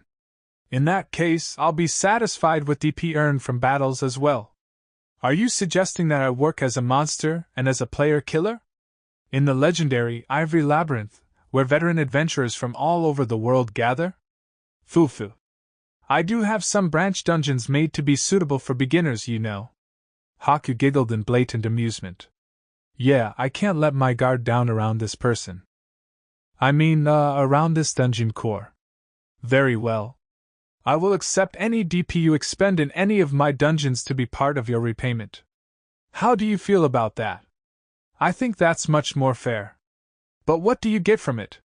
Under those rules, if I, for example, found and used a healing scroll, 100,000 DP, on myself, I would immediately have paid back my debt in full. DP does return to the mana stream after adventurers expend it, but that's merely a side benefit. The main benefit of you working my dungeons is that I get an excuse to take Rococo to the capital and take care of her there personally while leaving guards to protect her dungeon. Under normal circumstances, she would never accept such a thing. Makes sense.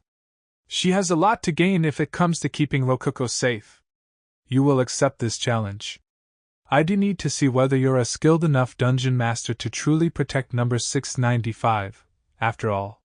I guess turning her down was never in the cards for me.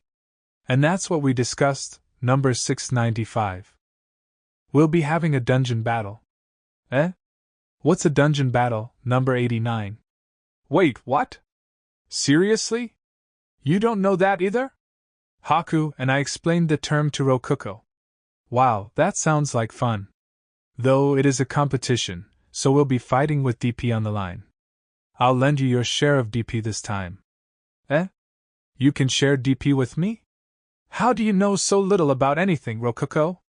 I mean, I also didn't know about these things before, but that's totally different. And I wonder how DP is shared anyway.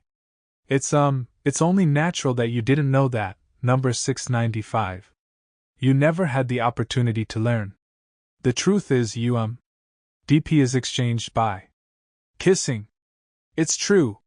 We have to give each other a nice, long kiss. Moi. Really? Is that true, Chloe? No. If my memories are correct, a simple handshake would do well enough. I consulted the butler for confirmation and got a quick, firm answer. This is the first time number 695 has ever exchanged DP before, and I'm giving her an entire 100,000. It's important that we kiss so that none leaks out and is wasted by mistake. It's easy to make mistakes when you're doing something for the first time. Is it not wise for us to use the safest method here? That excuse is so obviously fake it hurts. 100,000? I can't take that much. I'm just lending it to you. And you'll need around that much to prepare for our battle. After all, this is a competition where we fight with DP as our everything. It would be boring for us both if you didn't have any DP, wouldn't it? This is just a simple handicap for me. We'll have to give it all back to her if we lose, so it really is just a loan. Go ahead and take it. And be sure to do exactly as Haku says when it comes to taking the DP from her. Okay. Thank you very much, number 89. I'll gladly accept your DP. What should I do to take the DP from you, number 89? Close your eyes, open your mouth just a little, and stick out your tongue. Yes, just like that. I realized halfway through saying, go ahead and take it, that my statements would probably be interpreted as orders that Rococo had to obey due to my absolute authority. So, I added on that last bit about the DP exchanging to earn some brownie points. Haku's stealthily giving me a thumbs up. I guess a thumbs up means the same thing in this world too? I'll eat you, I'll give you the DP now. She was just about to say, I'll eat you up. Right. Haku locked her mouth against Rococo's, making sure that their tongues touched as much as possible. She embraced Rokuko's trembling body and pulled her closer with her left hand, while using her right hand to lock her head in place. Rokuko looked nervous due to never having done something like that before, but she kept her eyes shut and entrusted her body to Haku. She was blushing bright red and would occasionally twitch as if some sensitive spot on her body was being touched. Haku had been going really slowly and taking her time, but apparently that was all just the beginning. She embraced Rokuko's head with both hands and moved her mouth, causing something, likely DP, to flow into her little sister's mouth. Rokuko pulled her head back in surprise, allowing me to briefly see a shining light between their tongues, but Haku soon pulled her head back. And so, that continued for about 10 more minutes. When their mouths finally separated, a string of saliva bridged the gap between their tongues before breaking apart. Fa. Ga ha. Nfa. Their expressions were entirely different. Rokuko was breathing heavily with her eyes shut, whereas Haku was smiling in satisfaction while licking her lips. The only thing they shared was their flushed cheeks and dreamy floatiness. A small amount leaked out, but I gave more than that as a bonus. Ha ha. Thank you so much. Number 89. Howa. Ufufa. Was your first DP exchange too much for you? That's fine. I'll keep holding on to you for as long as necessary, so rest well. Haku once again stealthily gave me a thumbs up behind her back. Yeah. That definitely means, good job, in this world too.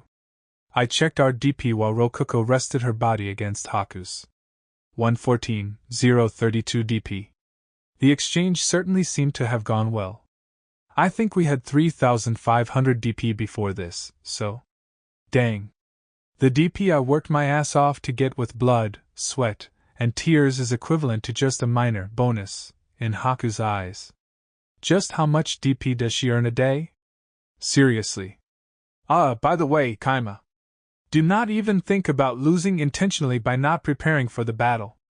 I won't accept the DP I just loaned you as a way to repay your debt. It has to be new DP. Oh snap, there goes that plan. Darn. I could have earned 10,000 DP for nothing, too. By the way, this is a gift from me. Haku gave me a copy of Intro to Dungeonology. I took a look at the author and saw that it had been written by Haku Laverio. Makes sense that a dungeon core would write a book about dungeons. This is probably the best source of information I could ask for. Humans believe many things that aren't quite true, so you should read this and be careful. Most of these are things I've thought up myself. One thing that's particularly popular amongst we cores is this section. Haku pointed her pale, white finger to a section in the book named Safe Zones. I glanced over it and saw that safe zones were described as, reasonably enough, safe places where monsters cannot enter. This is just an act on our part. We set up magic tools that appear to serve some kind of function and then order our monsters to never go into the area. That causes humans to let their guard down, thinking the area is completely safe. I get it. That's pretty smart. You could earn DP from the adventurers resting within your dungeon, but the best thing of all was that safe zones weren't safe at all. The adventurers would all have their guard completely down without any eyewitnesses. You could easily kill them all without leaving any evidence behind. Of course, since nobody would know that the adventurers had gone into the safe zone, everyone would just think they died normally in the dungeon. In a world as lacking in sources of information as this one, a book written by someone famous from the imperial capital would be about as reliable as you could get. Haku's basically manipulating them like the mass media manipulated people back on Earth. You have a lot to learn and much to prepare, so we can begin the battle in 3 days. Do your best, okay? Do you have enough time to go back to the capital? I walked here since my adventurer identity is weakened to match what humans would expect from me, but I do know teleport. Oh, and by the way, teleport scrolls cost 50 million DP. I thought we were going to connect our dungeons using space-time magic. That is actually a natural ability of dungeons, much like the menu. I dedicated several of my scientists to research it, but all they could figure out was that it was done through some form of space-time magic. All their research only resulted in us learning something that was obvious from the start. Isn't that odd? In my opinion, space-time magic is odd enough on its own, but okay. Well then, see you in 3 days. I'm looking forward to our battle. In the depth of my mind are memories of distant lands once traveled, forming a mental path from here to there.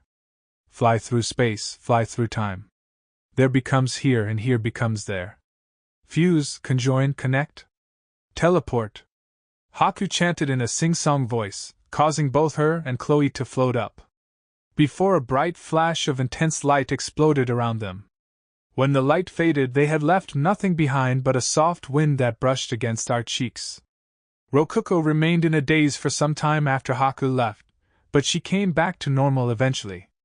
So, do you think we can win? For sure. The rules were designed to give us a chance. Though she has a pretty huge advantage over us. Rokuko looked surprised after hearing me say that. She seemingly didn't understand how Haku had an advantage. Really? I know that number 89 is really amazing, but she gave us a whole extra 10,000 DP to use, didn't she? She didn't mention resources she already had in the conditions at all. It'd be totally legal for her to bring out a dragon she had already placed in one of her dungeons, since that technically wouldn't be her using DP. She probably won't go that far, but I wouldn't be surprised at all if her monsters come swinging with magically enchanted weapons or something like that. Rokuko sighed and shook her head. Ha! Kima, I don't know how you always find crazy loopholes like that. It's like impressive, but maybe not in a good way. Hey, that older sister you love so much made those rules with that loophole in mind. She intends to exploit it. That's what's really impressive here. I wouldn't expect anything less from number 89. Yep. She's basically a monster, and I do mean that in a good way. Alright then. Rokuko, meet. It's time to work. What were the first things I bought with my newfound 110,000 DP? Shovels and pickaxes, of course. Phew, we finished just in time. There are actually a few things we didn't do in time. This is why I said we should have just used DP to take care of everything. We needed that DP to summon monsters, though. You know that. My preparations had been very inclusive. We were ready both defensively and offensively. The focus of our strategy would just be racing straight towards the enemy's dungeon core. Phew. We had used a ton of DP. Despite all my efforts to cut down on costs, we had still ended up using close to 80,000 DP. But not a single one of those points had been wasted. I'm getting nostalgic for when I cared a lot about saving up like 200 DP. Wait a second, Kima. What's with that pillow? Huh? This one? It's a heavenly pillow, 10,000 DP. What about it? Yep. 1/8 of the DP we had spent was on this baby. Hey, it wasn't a waste of DP or anything. This pillow is absolutely vital for helping me work efficiently and sleep effectively. This heavenly pillow was a necessary expense. More importantly, nice look, Rokuko. You really put your all into dressing up today, huh? Hee hee, of course. Honestly, I'm surprised you noticed. How could I not? I mean, she's in her Princess Knight mode. And, just so you know, Rokuko, you're not gonna be fighting. I really hope that sword on your hip is just for show. But really, that's no fair. I want something too, Kima. We still have a lot of DP left, don't we? I mean, I left that DP as an emergency stock in case something happens. What, do you want me to summon 10,000 DP worth of goblins for you? Why goblins? I don't like them that much. Alright. And just so you know, I'm planning on giving up my absolute authority after this dungeon battle is over. I had decided to get rid of my absolute authority after the battle was over since I needed it now to make sure she didn't mess up my more detailed instructions. Are you fine with that? Hey, we're partners in body and soul. I'd like us to treat each other as equals. Partners. Why yeah, that's right. Dungeon cores and masters are spiritually connected and stuff. Yep. And that's why I'm counting on you right now. But not ordering you around. Leave it to me. I'll do my best. Rokuko smiled brightly and looked so happy. Just after a second we got a video transmission from Haku, aka core number 89. Can you hear me, number 695? Sister! Yes, I can hear you. I'm so happy I get to see you again. An adorable voice came out from the menu, causing Haku to smile. This time, Rokuko was wearing a cute set of dress armor. She looked so cute in it that Haku wanted to seek her out on the battlefield to capture her. Haku found herself lovingly absorbed in Rokuko's angelic, cute smile that was dripping with clear enthusiasm for her first dungeon battle. This little cutie would surely start to cry with tears and snot dirtying her beautiful face if Haku were to mercilessly attack her as planned. Hot. Very hot. But I must take care to not go too far and make her hate me, thought Haku. Fufu. I hope I'm not rushing you, but are you ready to begin? Aha! Very well. Dungeon battle, start. Haku's words marked the beginning of battle. The moment she finished speaking, a gate appeared near the entrance to her dungeon. It was large enough for a platoon of knights to pass through easily, and on the other side awaited the ordinary caves golems. I see. Golems certainly are a good choice for an army's vanguard. Clay golems in particular are cheap and therefore easy to gather in large groups. Not only that, but since golems could move for essentially no cost thanks to free mana from the dungeon, they had the least upkeep necessary out of any monster. However, despite being offensively and defensively powerful, they were slow. Please attack with the lizardmen. Lizardmen, attack! Both armies charged towards the gate. Haku, determining that the golems would simply crush her goblins, prioritized attacking them with her lizardmen. The goblins would mainly work as scouts to help with conquering the dungeon itself. Losing them early on the battlefield would be a tactical failure. The lizardmen leaped through the gate and swung their blades at the golems. Many of them were hit directly and collapsed onto the ground, bodies broken, but the majority of them won with speed and damaged the golems effectively. But nonetheless, many golems slipped past them and invaded the ivory proving grounds. How are the preparations proceeding, Chloe? Without issue, my lady. The ivory proving grounds was a branch dungeon of the capital's ivory labyrinth. It had suddenly appeared a short distance away from the capital itself. Of course, it was in truth a dungeon, that dungeon core number 89. That Haku had prepared for her dungeon battle with Rokuko. It had been named by Haku herself. She planned to register the dungeon under that name to the Adventurers Guild. It was a dungeon with 5 floors in total, dug out using 50,000 DP. Minotaurs wandered its halls and traps were placed everywhere, with loaded crossbows hidden and spears prepared to fly out of holes in the floors and walls. There were even lizardmen placed about. And among those monsters, many of them held enchanted weapons which would cost 10,000 DP each. That's right. Multiple monsters. By the way, Chloe, I feel as if many weapons are missing from my armory. Do you know anything about this? I would guess that the 17th Night Platoon stole from it before leaving. Yet another crime they have committed against us. I see. There's no helping that, then. I feel as if I've seen the axe that Minotaur over there is holding before, but it must be something else entirely.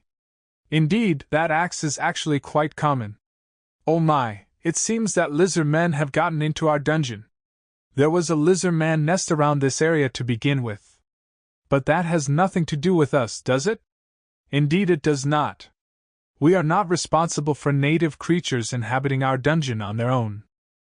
Their dungeon had been prepared using more than 100,000 DP, and their conversation revealed how that was done. Of course, they hadn't broken the rule about not using more than a set amount of DP. What they were doing was completely legal. As for the 7th Night Platoon, whose members now faced even more false charges, let us pray for them. The Ivory Proving Grounds, despite being a freshly made dungeon, was already difficult enough to pose immense danger for beginning adventurers. Even a party of C-rank adventurers would struggle to conquer it. If you included the army of monsters waiting by the entrance for war to begin, the dungeon's difficulty would increase even further, all the way to B rank. The attacking force alone was 15 Minotaurs, 3,000 DP, 50 Lizardmen, 150 DP, and 100 Goblins, 20 DP. All of those monsters were favored by Haku for how balanced their strength was with their DP cost.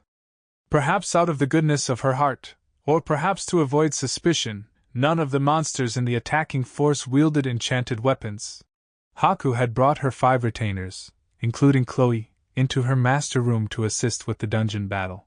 It's a bit late to be doing this now, but the Ivory Proving Grounds military leadership was as follows: Amelia, a Lamia in charge of defense; Dolce, a Wraith in charge of managing intelligence such as troop casualty statistics; Sally, a living armor in charge of combat and battles; Misha, a Wercat in charge of offensive reconnaissance; and finally Chloe the Succubus, who supported Haku in any way necessary.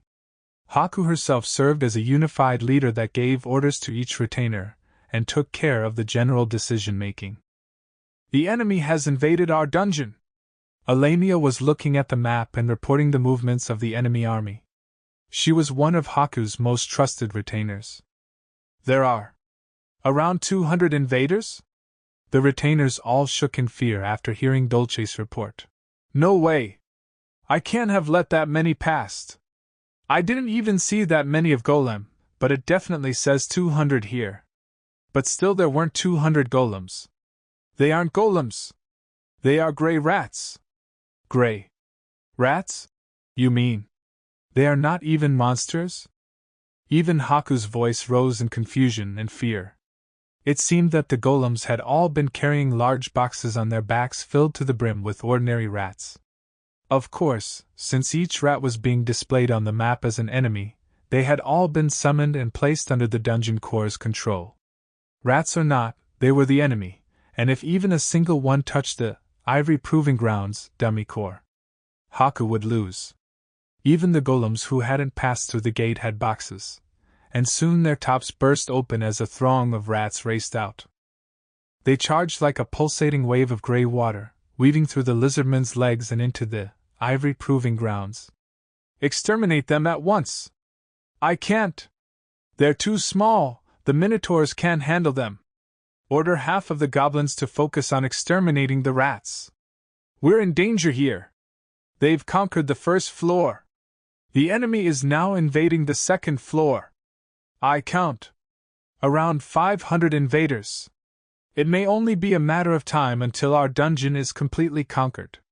He certainly has a good head on his shoulders, doesn't he? I had no idea gray rats were so suitable for an advance force. Indeed. Forgive me, the first floor of our dungeon was conquered in a matter of moments.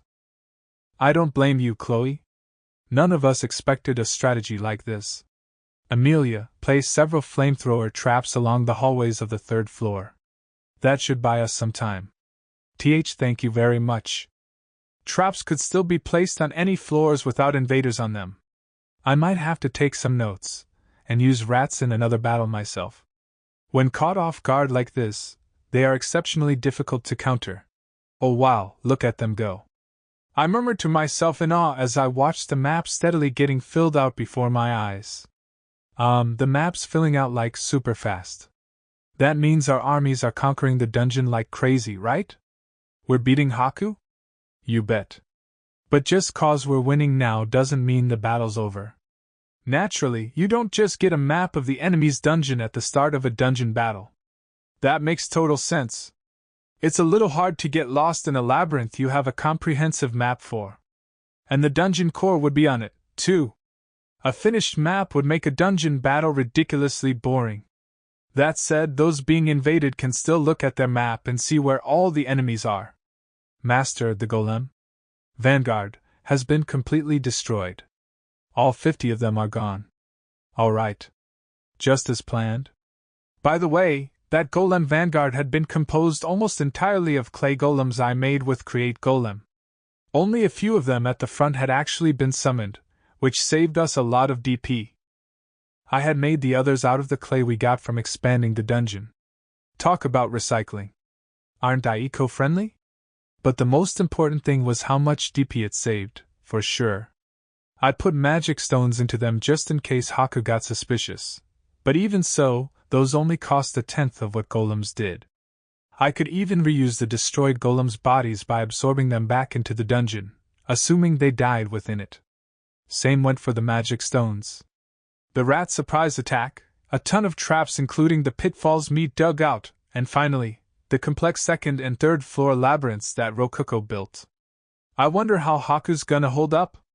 I observed the battlefield while rubbing Meat's head. #Haku's perspective. There are pitfalls right at the start. Order the goblins to go first. We'll find the pitfalls by seeing where they fall. Back at the Ivory Proving Grounds camp, the retainer handling offensive reconnaissance was hurriedly dealing with the traps before her. Right from the start, she had to deal with pitfalls. Several of their troops were swallowed up by them in an instant. Normally, she would just launch bodies at the pitfalls until they were filled up with corpses, but they were invading an enemy dungeon. The monsters just got absorbed the moment they died. That wasn't a major problem, though. She could just avoid the pitfalls after determining where they were located. Okay, I've marked all the pitfalls down. Invasion start. Wait, a minotaur just fell. The spears at the bottom killed him instantly. But why? I just saw a goblin walk right there, and he was fine. I had Meat working as well. She was digging a ton of pitfalls near the entrance to the dungeon. I'll put flooring on the bottom too. That's the spirit. I want you to put spikes on that flooring after you're done, so be careful not to fall in yourself. I'll be putting covers over the pitfalls once they're all dug out. Roger. By the way, the covers would be really thin and flat golems. Golems were great even outside of doing physical labor. Though I was probably the only one who's ever gone out of their way to make flat-plate golems. You can even resize the golems after you make them, not something your average building material can do. With the floorboard golems, I can do anything. I wonder if Haku will realize it. I thought as I was petting Meat, but I don't know why she was moaning. I guess dogs do love petting, huh? Meanwhile, on Haku's side, have the monsters move in formation, said Chloe the butler and the strategist. Understood.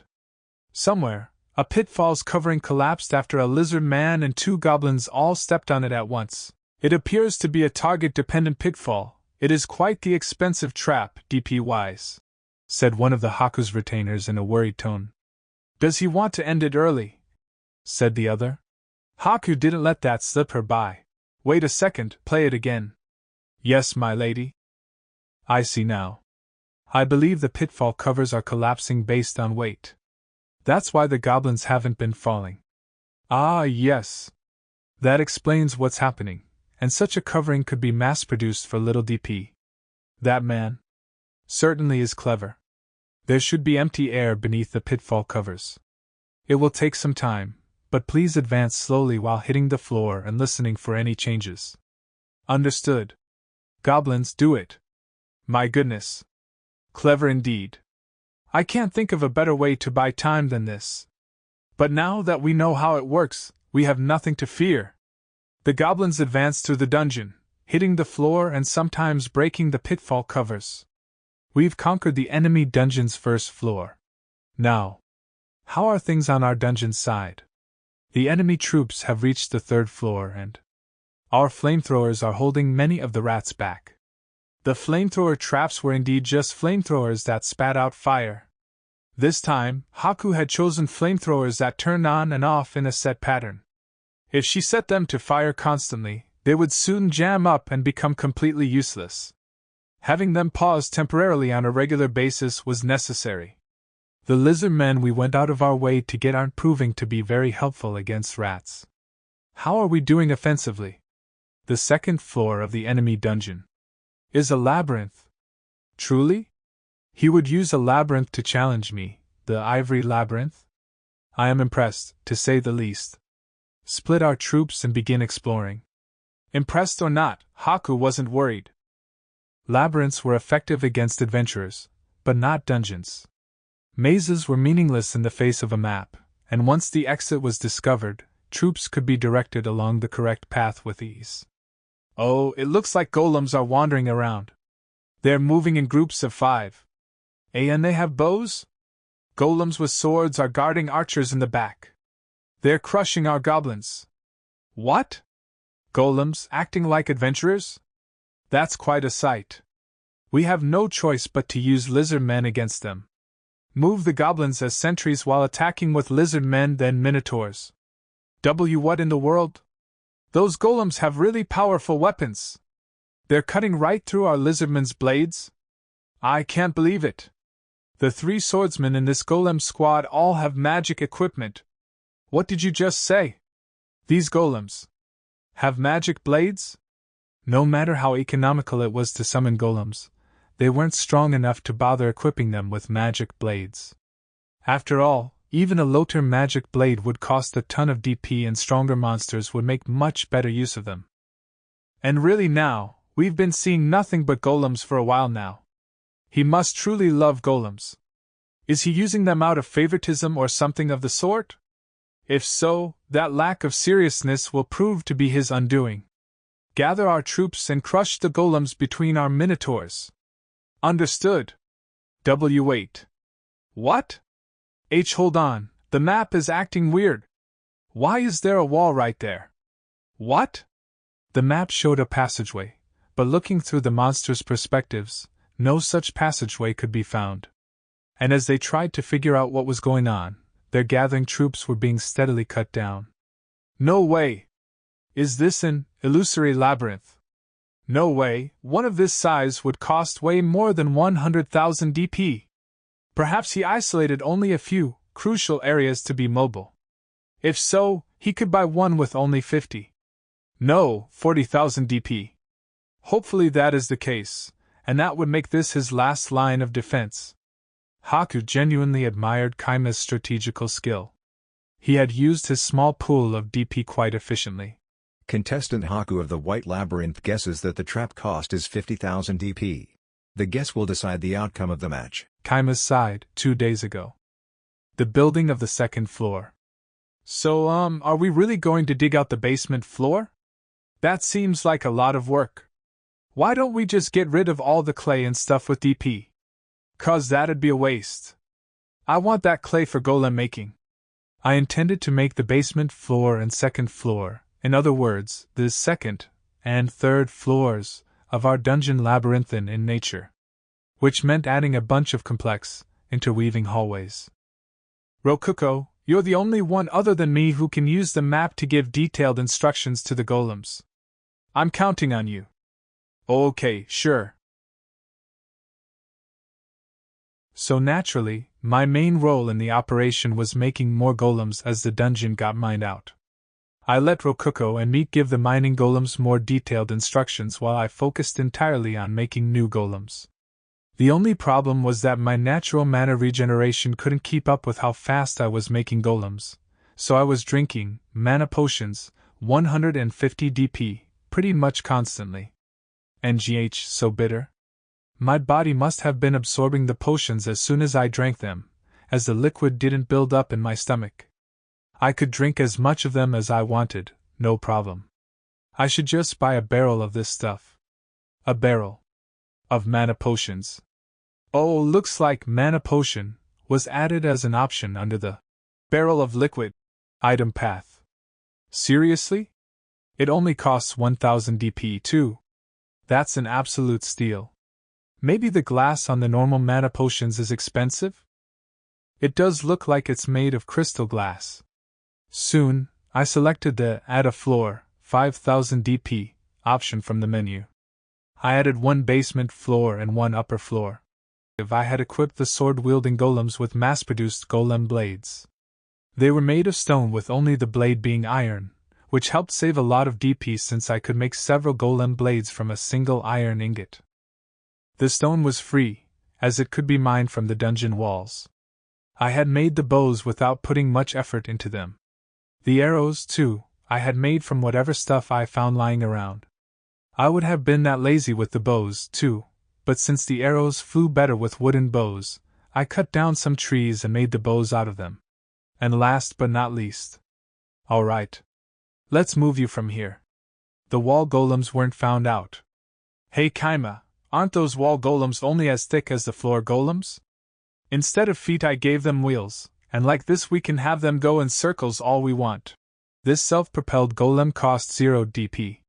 Combining manual labor and harvested materials, it needs no magic stones as long as it's used within the dungeon. Thinks these walls are largest obstacle she'll face. Will this mistake cost her? Haku's guess 50,000 DP. Actual price 0 DP.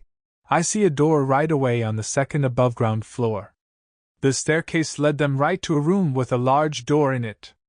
By borrowing the vision of their monsters, they saw just how firm and durable the door looked. I can't believe that we have to climb back up a floor now. I thought perhaps the third floor would return to more standard practices, but instead, the labyrinth continues up to the second floor. It might be wise to employ this man not as an adventurer, but as a dungeon advisor.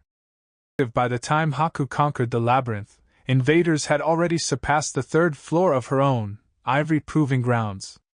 There were still over 150 rats still alive. They were cleverly and effectively avoiding the flamethrowers, as if someone was giving them detailed instructions. But even so, thanks to all the lizard men she had gathered in the staircase room, many of the rats had perished. Well, mere rats won't be able to beat the boss of the dungeon, the Red Minotaur. We don't need to worry too much, let's focus on offense. At the very bottom of the white trial, you have to beat the boss to open the door. That, and a brightly colored sign right beside it. What is written on it? It appears to be a riddle. I'll read it out loud. The answer is simple. You mustn't think too hard about this. Please tell me how to split 1 silver coin between 3 people. And that's it. How to split 1 silver coin between 3 people. 1 silver coin is worth 100 copper coins, so. Haku smiled as she watched Dolce start to count on her fingers. I know the answer to this. First, you convert the silver coin into 100 copper coins. Then, you hand the copper coins one by one to each individual, and give the final copper coin to whoever handed out the coins as payment for their labor. In other words, 2 of them get 33 copper coins, and the third one gets 34. A question as simple as that was nothing to Haku, an experienced dungeon core with a long history of dealing with riddles and puzzles. Fantastic, my lady. That answer certainly satisfies the question. I could not imagine a more perfect answer. And there you have it. Open up, door. A riddle of this level would never be able to stop Our Lady. Dungeon core number 8 and 9. The floor beneath their monsters collapsed. Eh? What? But how? An uncomfortable atmosphere filled the ivory proving grounds core room. The entire floor of the puzzle room was a pitfall, and it led to the entrance floor. But why? My answer should have been perfect. Oh, let's just calm down. I mean, look, our entire army wasn't in the room, so we're still safe. We can solve this really soon. How many were wounded in the fall? One of the Minotaurs broke his ankle. He won't be able to fight anymore. 2 of the Minotaurs died from the fall, and all 3 lizard men survived. But every goblin that fell died. To list off the survivors, we have 6 Minotaurs, 12 lizard men, minus the 3 that fell, and 8 goblins left. Haku squeezed her fists tightly and choked out her next order. Use the 3 surviving lizard men to carry away the wounded Minotaur. NGH. I cannot believe I failed after being so confident in my answer. This is humiliating. I'll rip apart the wounded Minotaur and mount his corpse on my wall so I never forget this shame. And my lady, let's try answering the riddle again, using only a single goblin. We can move our entire army again if we answer it correctly. But that would be shameful in its cowardice. You do realize that number 695 is watching us, don't you? I think we should prioritize winning here. They've conquered the 4th floor. The rats are moving like trained soldiers, we can't stop them. My lady. Chloe was silently begging Haku to realize that there was simply no time. And Haku, experienced as she was, made her decision. Very well. We will boldly, use goblins here. Hashtag Kima's perspective. Hey Kima. Isn't this riddle the one that I... Yep. This is the one you solved in 3 seconds, Rokuko. You're incredible. I'm sincerely impressed. You didn't even read the entire riddle before answering. Well, that's because it told me the answer at the start. I can't believe number 89 is struggling so much with it. This kind of riddle is harder the smarter you are. Once you get stuck, it's really hard to realize what's going on. And I mean, wow, your older sister really is smart. I'm actually really impressed with all the wild answers she's thinking up on the spot. I watched Haku's troops out of the corner of my eye while guiding the rats through her dungeon. The extra copper coin becomes the party's shared property, while the other 99 coins are split equally. Poof, whoosh. Crash! 2 of the party members are slaves, and their owner gets to keep all the money to himself. Poof, whoosh. Crash! Due to a wrong answer, another goblin fell down the pitfall. Gah! My lady! Haku had completely fallen into the puzzle's trap. No matter how hard or long she thought, every answer was wrong. Wrong, wrong, wrong. NGH, how fearsome. I didn't expect such a psychological attack during a dungeon battle like this. My lady. Is this truly a Gate of Wisdom? A Gate of Wisdom is a special dungeon trap that tests the wisdom of invading adventurers. It was an incredibly sturdy door, but anyone could pass through it if they solved its riddle. Haku had challenged the riddle on the plaque, assuming that the door before her was in fact a Gate of Wisdom. What? Do you have any evidence that it is not, Chloe? Indeed. First of all, I question the veracity of any puzzle that one with a mind as strong as yours could not solve, my lady.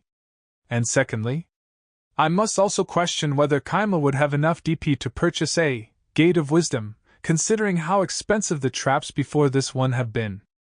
Indeed. Haku herself had said, I doubt there will be any significant traps beyond this point. After overcoming the labyrinth, a Gate of Wisdom would, at the very least, cost 30,000 DP. The simpler the riddle, the more sturdy it would be, and the harder the riddle, the more fragile it would be. It would cost large amounts of DP to keep the door sturdy with such a difficult riddle. This was quite an expensive trap for a battle of only 100,000 DP. Which means, it is quite possible that it is simply an ordinary door that he expected to be broken. Or perhaps it is a trap where attempting to answer the question in front of it will cause the floor to open. That would be an absolutely devilish trap. No matter how many times you attempted to answer the riddle, the door would never open, even if your answer was correct. The moment you stopped to think about the riddle, you had already lost. And my goodness, this is just frightening.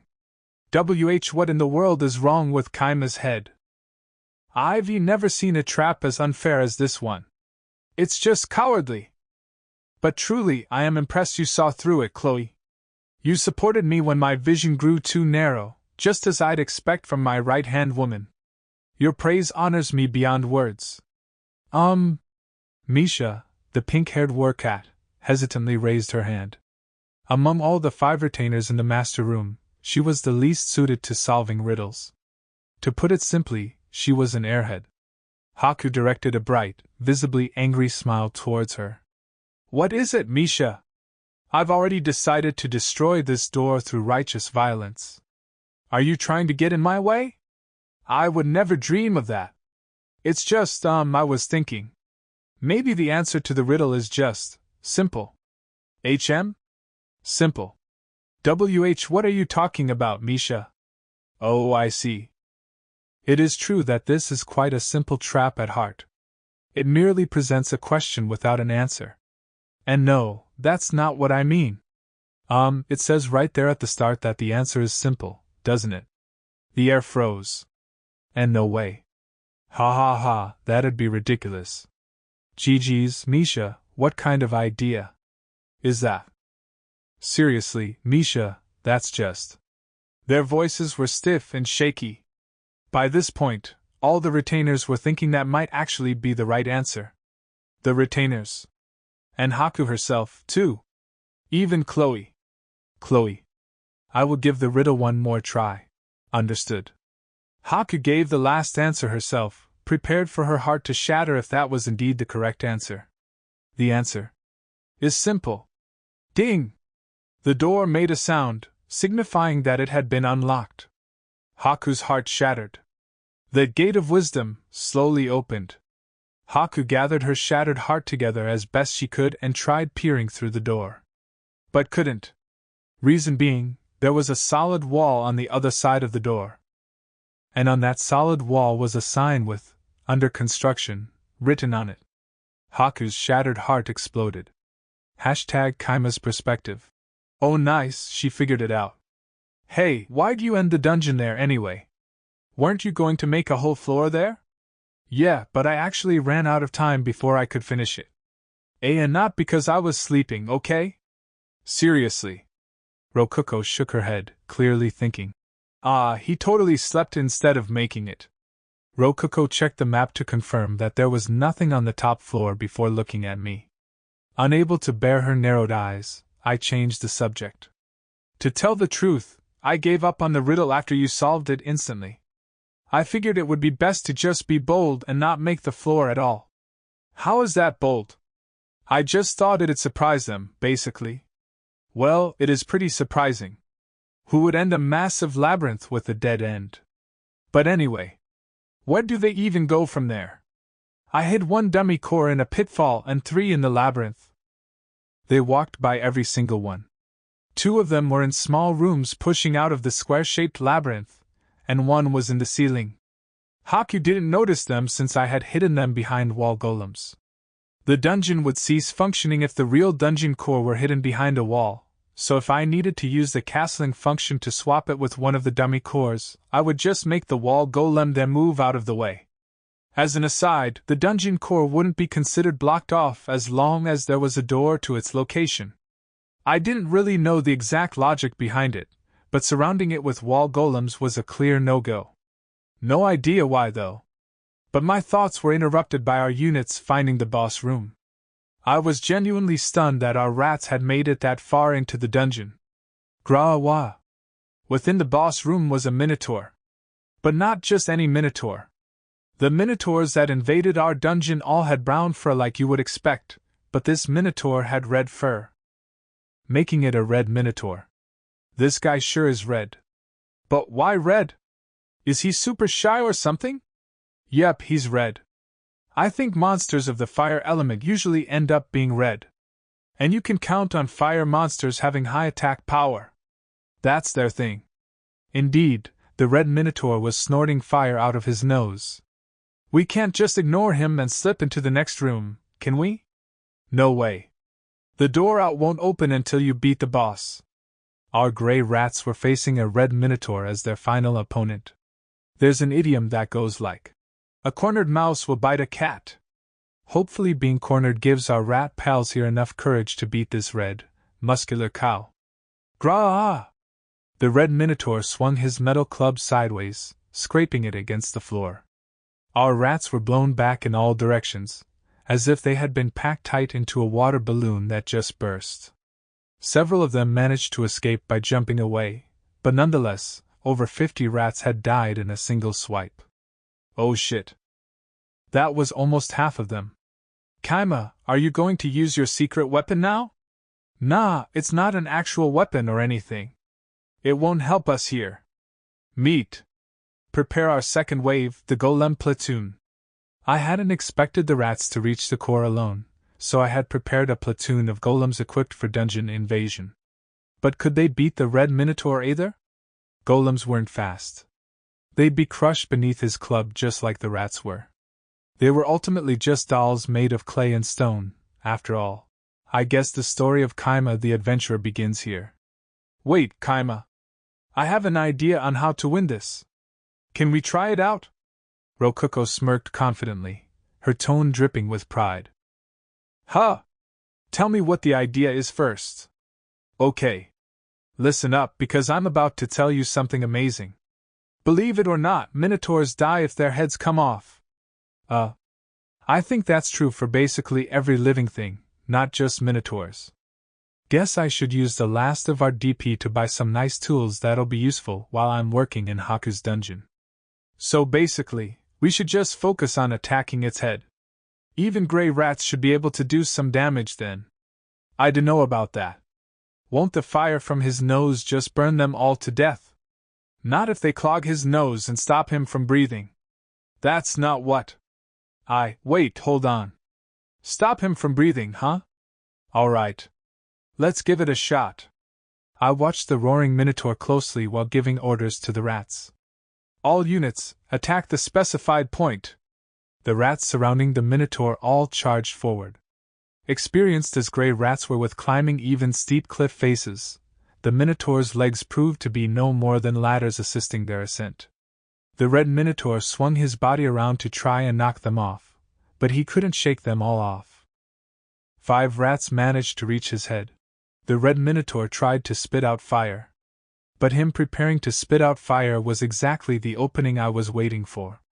I sent 2 rats towards his large nose, and soon both of his nostrils were clogged. The minotaur immediately opened his mouth to suck in air.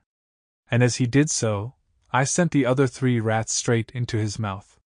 Wait, what? Kima, he ate them. Nope.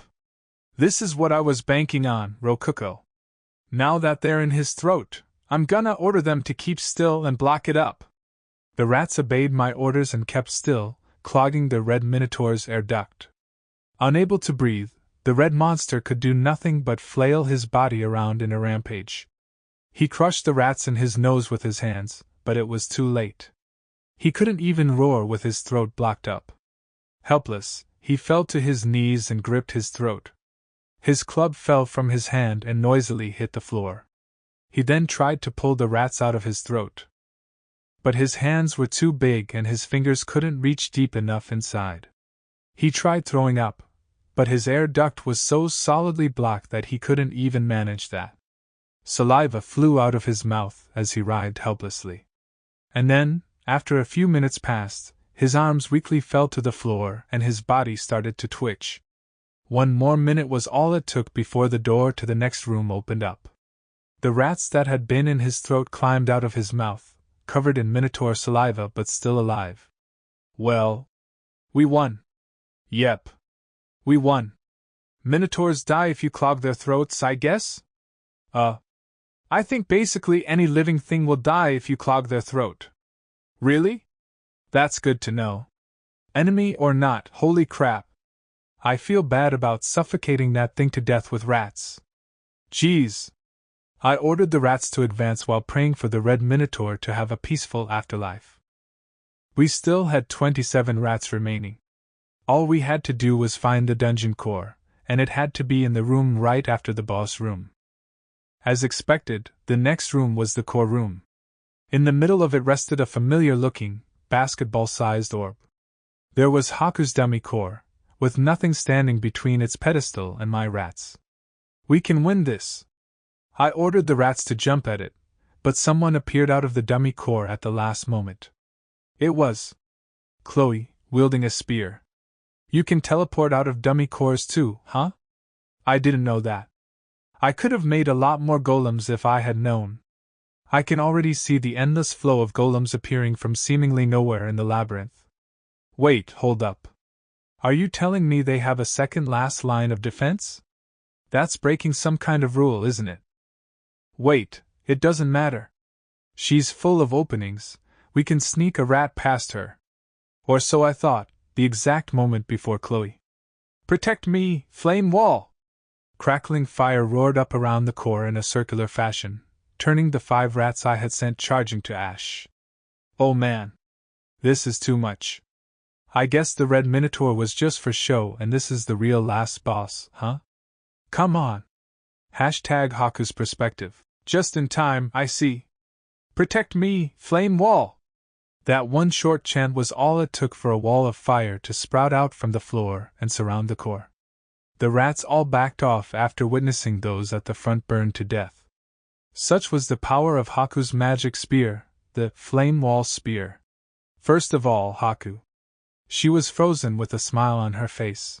I didn't think the boss monster would be beaten by the likes of rats. I know she has my spell lance, but we can't let our guard down. We have not lost yet. Have our attacking units continue their search. Understood. My lady. I should be able to save some time with this. How will they move now, I wonder? Chloe began thinking to herself. At most, she expected the rats to bundle together and try charging through the wall of flames. She took a good look at the enemy and saw that the rats were indeed bundling together. Very well. I shall counter their charge. If I ready myself, there's nothing I can't handle. It used the wielder's mana to cast the high-rank fire spell Flame Wall after a keyword was said. Indeed, it was literally a magical spear. And a rare one, too. If one were to offer up even a single Flame Wall spear to a dungeon, one would easily earn 100 million DP. It was a treasure among treasures. It was one of Haku's favored weapons, an impressive feat considering the massive size of her collection. How could the rats possibly break through? There are no gaps in the advanced spell firewall. In such a situation, there is just one thing the rats can do. As I thought, here they come! Chloe readied herself as the horde of about 30 rats charged her. With the right frame of mind, even the trickiest situation is nothing. This formation is easily dealt, Chloe. As Chloe was fighting and thinking to herself, she heard the voice of Dolch telepathically. Chloe! No, look behind you! The enemy is behind you! There's 5 of them! What? She turned around, but didn't see anything. She looked for the enemy but could find nothing. There was nothing behind her. But she said there were 5 of them. The flames swayed in the air, as if reflecting Chloe's panic. What in the world? Ah! Chloe! They touched the core. What? But how? She didn't understand anything. The strength drained from her body and the flame wall dissipated. Chloe had failed to fulfill her promise with her lord. That reality hit her with a harsh sense of loss and emptiness, but she kept the spear gripped firmly within her hand. What?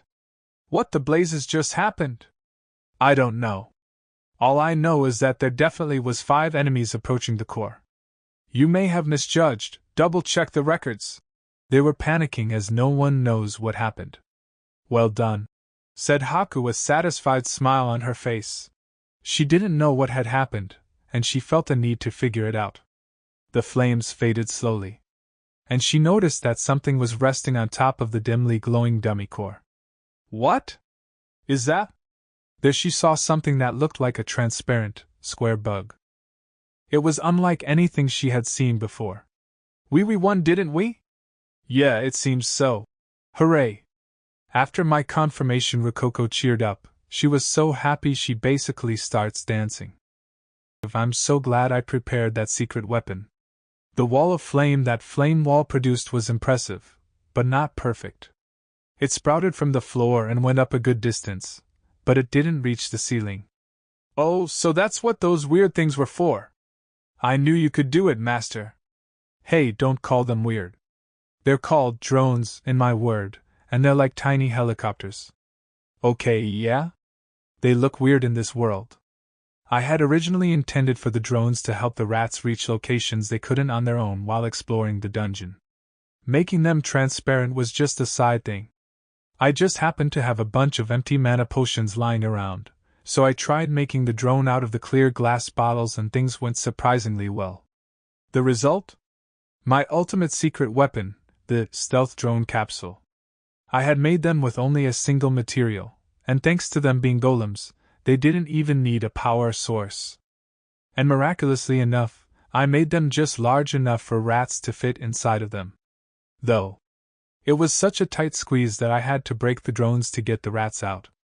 I felt kind of bad about that, but we won thanks to it. Hopefully the rats forgave me. Long story short, we didn't have to actually beat Chloe like we did the Red Minotaur. And thanks to the drones being clear, they were very hard to see, especially in the middle of a bunch of roaring flames.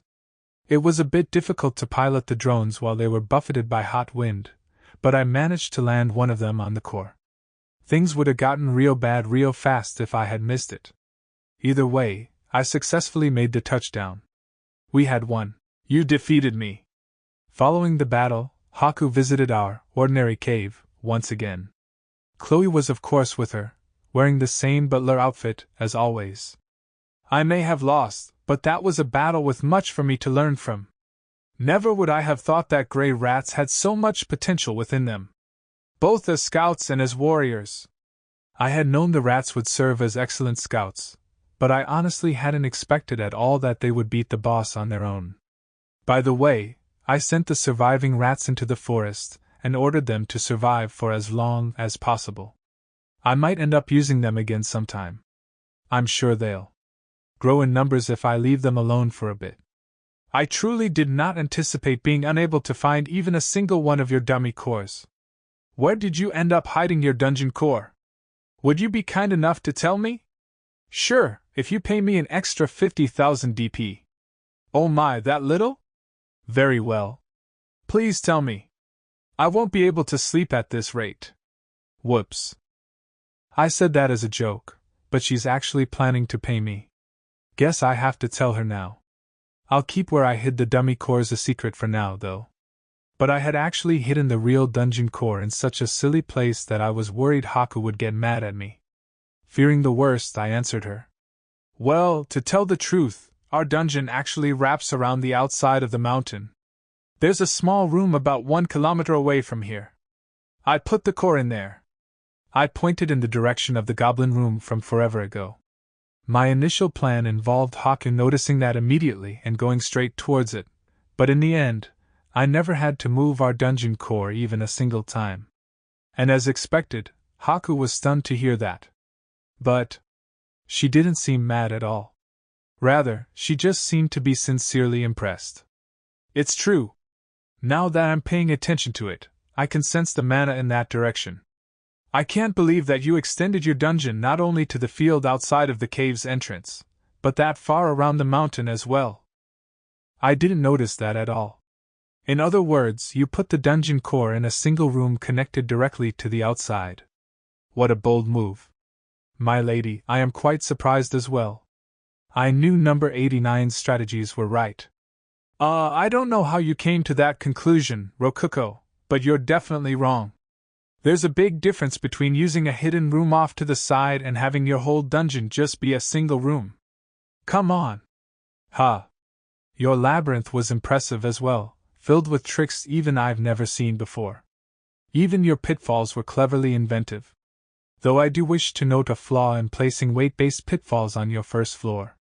I used minotaurs as my primary offensive might this time, but I also have armies based on weightless wraiths. I believe it would have been better to place those pitfalls on the second floor and with plans to adjust them according to which troops I send out. Weight-based pitfalls. Oh, those broken covers I made. Those were just an accident. I accidentally doubled the thickness of the golem covering a few times due to lack of sleep. The fact they wouldn't break under goblins but would under minotaurs was basically just lucky.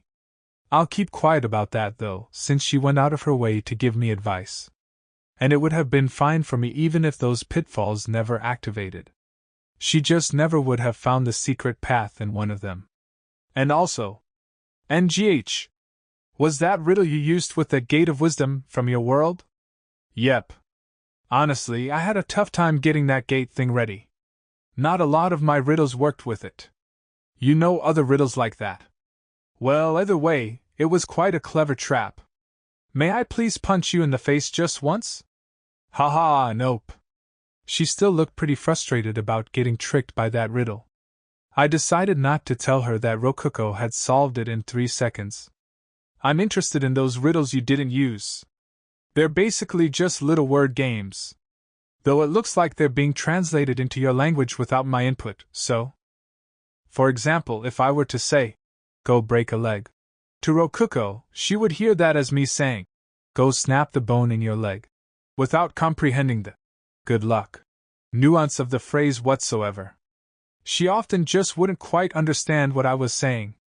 Unfortunately, that meant that even legendary puns were completely lost on her. Following that, a riddle like, what time do you have to go to the dentist? Answer being, 2:30. Wouldn't work with the Gate of Wisdom. It seems we've gone quite off subject.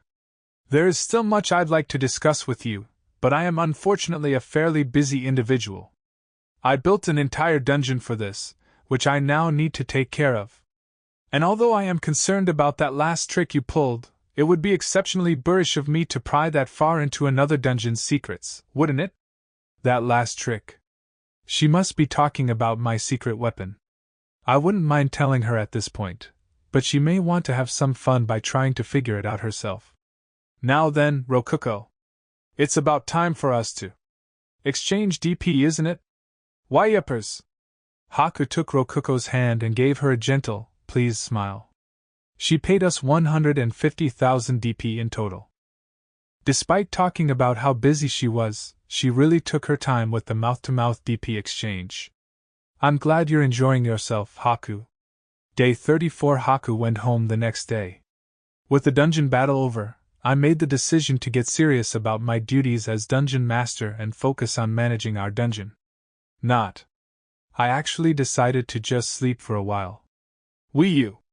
I should be able to kick back and relax for a while now. I'm totally spent after all that. For some reason, Rokuko was resting in a futon laid out next to mine. Whatever. We both worked a lot. I'll let her sleep by me just this once. Master. What's up, meat? Are you getting too hot? No. I want you to squeeze me tighter. As requested, I hugged Meat tightly. Her skin was as smooth and pleasant to the touch as ever. Hold on, Kima. Listen to what I'm saying too. And what exactly do you have to talk about? I'm pretty sleepy right now, you know. Seriously, why do you sleep that much? I'm really surprised you actually managed to beat Haku like this. What can I say? I won because I'm in love. What's with you all of a sudden? Rokuko began to panic a little, stammering nervously. You're the one who asked how I can sleep so much? I just love sleeping. Oh, that's what you were talking about. I totally thought, you were saying you loved me or something. Well, yeah? I love you too, Rokuko. Mind if I rub your feet? Actually, just let me rub your feet. No way. Rokuko turned me down, blushing. Alright. I'm gonna sleep then. Hey, Kima. Are you going to stay with me? You're not going to go anywhere, right? Rokuko spoke to me in a sweet voice, as if seeking comfort. My heart thumped. What, do you want me to leave? No way. Melon rolls don't taste as good without you around, Kima. I don't know what she's talking about, but alright. I feel like I could sleep all day today. So let's do it. Day 37. Haku had given us 150,000 DP as a reward for defeating her in the dungeon battle. Since we had 30,000 DP left over from the battle itself, minus the 10,000 DP I gave to Rokuko to do whatever she wanted with, we had in total 170,000 DP to do with as we pleased. I figured it would be best to use all that easy money, DP, actually, to prepare for the future. What project, you ask? With the dungeon as its center will become a rest area. Since I am a dungeon master, what I need to live is DP instead of money. That is why I want to restructure the dungeon to guarantee a stable DP income. We have an example of that working out in Haku's White Labyrinth using the capital. People gather at the capital, and since the capital itself is part of the dungeon, she gains DP. The DP she collects goes back into expanding the dungeon, which allows for bigger treasures, which in turn attracts more people. There's no way we can completely replicate the White Labyrinth, but there's nothing wrong applying the concept at a smaller scale. So then what are you gonna do? Asked Rokuko. Let me explain. All we have to do is have people stay in the dungeon for a long time. However, forcibly trapping people is a silly move. I shall make them want to stay of their own free will. We just build an inn. We will make this whole area of the dungeon and build an inn there, so we will get both the DP and money from the people who stay. First of all, we will set up the area outside the dungeon, then behind it we can make a field to grow rare plants or something as another revenue stream. So how do we do it? Asked Rokuko. How do we do what? I asked her back. We will need an innkeeper, right? How about the workers? Is it that slave and me who will work? What I needed was a person. A person that could interact with customers. Right now, my squad consisted of me, 2 lolas, a bunch of golems, and a ton of rats. We weren't equipped to deal with customers. For starters, I had no intention of sitting behind a counter and dealing with customers. At the same time, customers wouldn't take the inn seriously if they were greeted by receptionist lolas. Customer service was too complicated for golems, and rats were just out of the question. To make things worse, our inn was in truth part of a dungeon. There were countless secrets we needed to hide, and we couldn't just tell a normal person to keep those secrets. Then how was I going to find help? Yep, you guessed it. Slaves. I would buy a slave. I would need to feed and shelter the slave, but thanks to contract magic, I didn't need to worry about them spilling secrets or avoiding work. Meat was proof that a well-raised slave would become an excellent worker. So I'm going to town, and I'm planning on buying a new slave while I'm there. Am I not good enough? Meat raised her voice in panic. That may have been the first time I had seen Meat really assert herself. I learned how to read and even use magic. I'll be even more useful to you, master. Even at night I'll be an even better Dakamakura for you, so please. Thanks. I really appreciate that. Self-improvement is always a good thing. Good luck. And while you're at it, spend some time thinking about how you'll help your fellow slave get used to how things work here. What? Why you're not going to sell me? Of course not. I won't sell you. So calm down. Why are you stripping? Why? I calmed the panicky Meat down and stopped her from stripping. I wouldn't have taught you magic if I planned on selling you to begin with. Plus, you know way too much about our dungeon and what's going on behind it. At this point, I'm gonna have to keep you here forever. Then, I get to be your slave for the rest of my life, right? Meat spoke happily while wiping away her tears. Yeah, pretty much, but well, whatever. If she's happy about that, I'll just be happy for her. Hey, just so you know, there are ways to keep being his slave even after you die. The king-rank darkness spell called necromancy can help with that. Yes, please use that on me. Rokuko, come on. Did you really have to say that? And, according to the catalog, a necromancy scroll costs about 800 million DP. We're not buying that anytime soon. Day 38. Since we are going into the town, we had to prepare. I decided to use extra DP we had on hand to learn a few spells. Rokuko came up to me pouting while I was in the middle of packing for the trip. Hey, Kima! You're really going to that town again? Huh? Yeah. Sorry, but you're gonna have to hold down the fort while I'm gone. I don't want to leave our dungeon alone with just a bunch of golems and rats protecting it. Okay. Not. Did you really think I'd be okay with this? I'm going too. Do you really want to leave our dungeon alone with golems and rats? There are goblins too. Why do you always overrate goblins so much? What's so good about them? Would it really be so bad for me to go with you? Nobody's going to come by while we're gone. Well, she's got a point. And if someone does come, they'll probably just be a low-rank adventurer. No A-rank adventurer other than Haku is gonna be rushing down here to explore Ordinary Cave. Plus, the guild is still protecting our dungeon, so... Yeah. I'll put the dungeon core as deep into the dungeon as possible for safety and order the golems to protect it no matter what. We should be safe for a day or two that way. Alright. You can come with us. Yay! I've never been to a human city before. Rokuko instantly gave me a bright smile. Seeing her so happy and cute made me somewhat blush a little. Ahem, first off, you gotta prepare too. These are the scrolls for elementary magic, right? Yep, I will just learn all the elements for now. You never know when it will come in useful.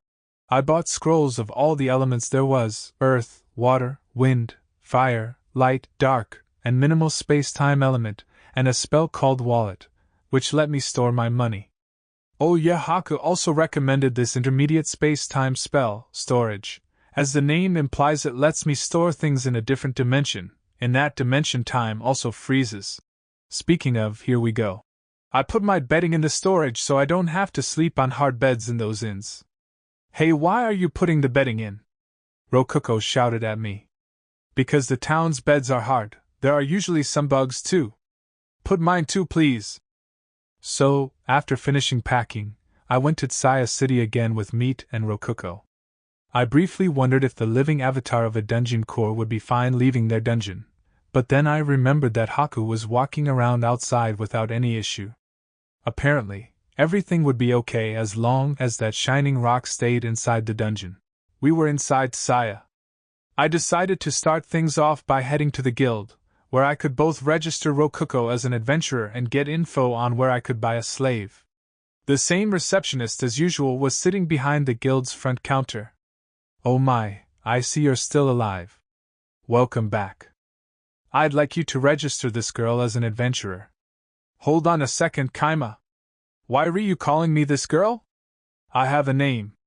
You two seem to be close. Very well. I will give her the interview. Rokuko quickly finished the interview and became an adventurer with no issue. Now Rokuko has an excuse to be hanging around humans too. We did lose some of our slave-buying funds though. Oh, right. I want to buy a slave. Do you know where I could get one? I tried asking the receptionist about the slave market. I could probably rely on the Adventurers Guild introducing me to a good place to buy slaves. It was apparently fairly common for adventurers to use slaves. It depends on what you wish to use the slave for. Do you have any plans for them? Yeah, a few. I want one with a lot of life experience. Preferably a smart one, too. And. Right. They have to be a girl. Hey, don't look at me. I'm just following Haku's instructions. She was really serious about me not buying a male slave. It was pretty obvious that she didn't even want me close to Rokuko. I wouldn't mind either way, but Haku's a pretty important patron. I don't want to get on her bad side. Trust me. I'm not trying to make a harem here. I swear. I have no interest in the carnal desires of flesh. I'm not exploiting this situation to get my hands on a girl slave with beautiful feet. I want to lick her feet. Ah, crap, the truth slipped out. My thoughts were interrupted by the receptionist shaking her head in exasperation and telling me what I wanted to know. If you have enough funds, a slave market within the city is preferable, but if not, you could also try finding a black market slave trader in the slums. Though the guild will not be able to introduce you to such a trader. I have a little under 1 gold to spend on a slave. In that case, I recommend Dokasp's slave market within the city. And by the way, if you are looking for an experienced slave, you could try checking the local brothel to see if they are selling any of their slaves today. No, I didn't mean it like that. We left the guild and immediately went to Dokasp's slave market. Rokuko stopped by several stands on the way, so it took a long time for us to get there. And so, we reached the slave market without buying anything on the way. We needed our money for the slave, after all. I looked the place over and... Yep. They may be selling slaves, but this place just looks like a normal old brick building. This place is very different from where I was. You really were sold to those bandits. What kind of place were you kept in? It was a really dirty place outside the gates. Nothing was gonna happen if we just stood around, so I went into the building with Rokuko and Meat. Alright. It's shopping time. The moment we entered the building, we saw a counter with a slave standing behind it. Welcome to our establishment. I am the owner of this establishment, Dokasp. Valued customer, I heard that you would like to buy a slave on this fine day.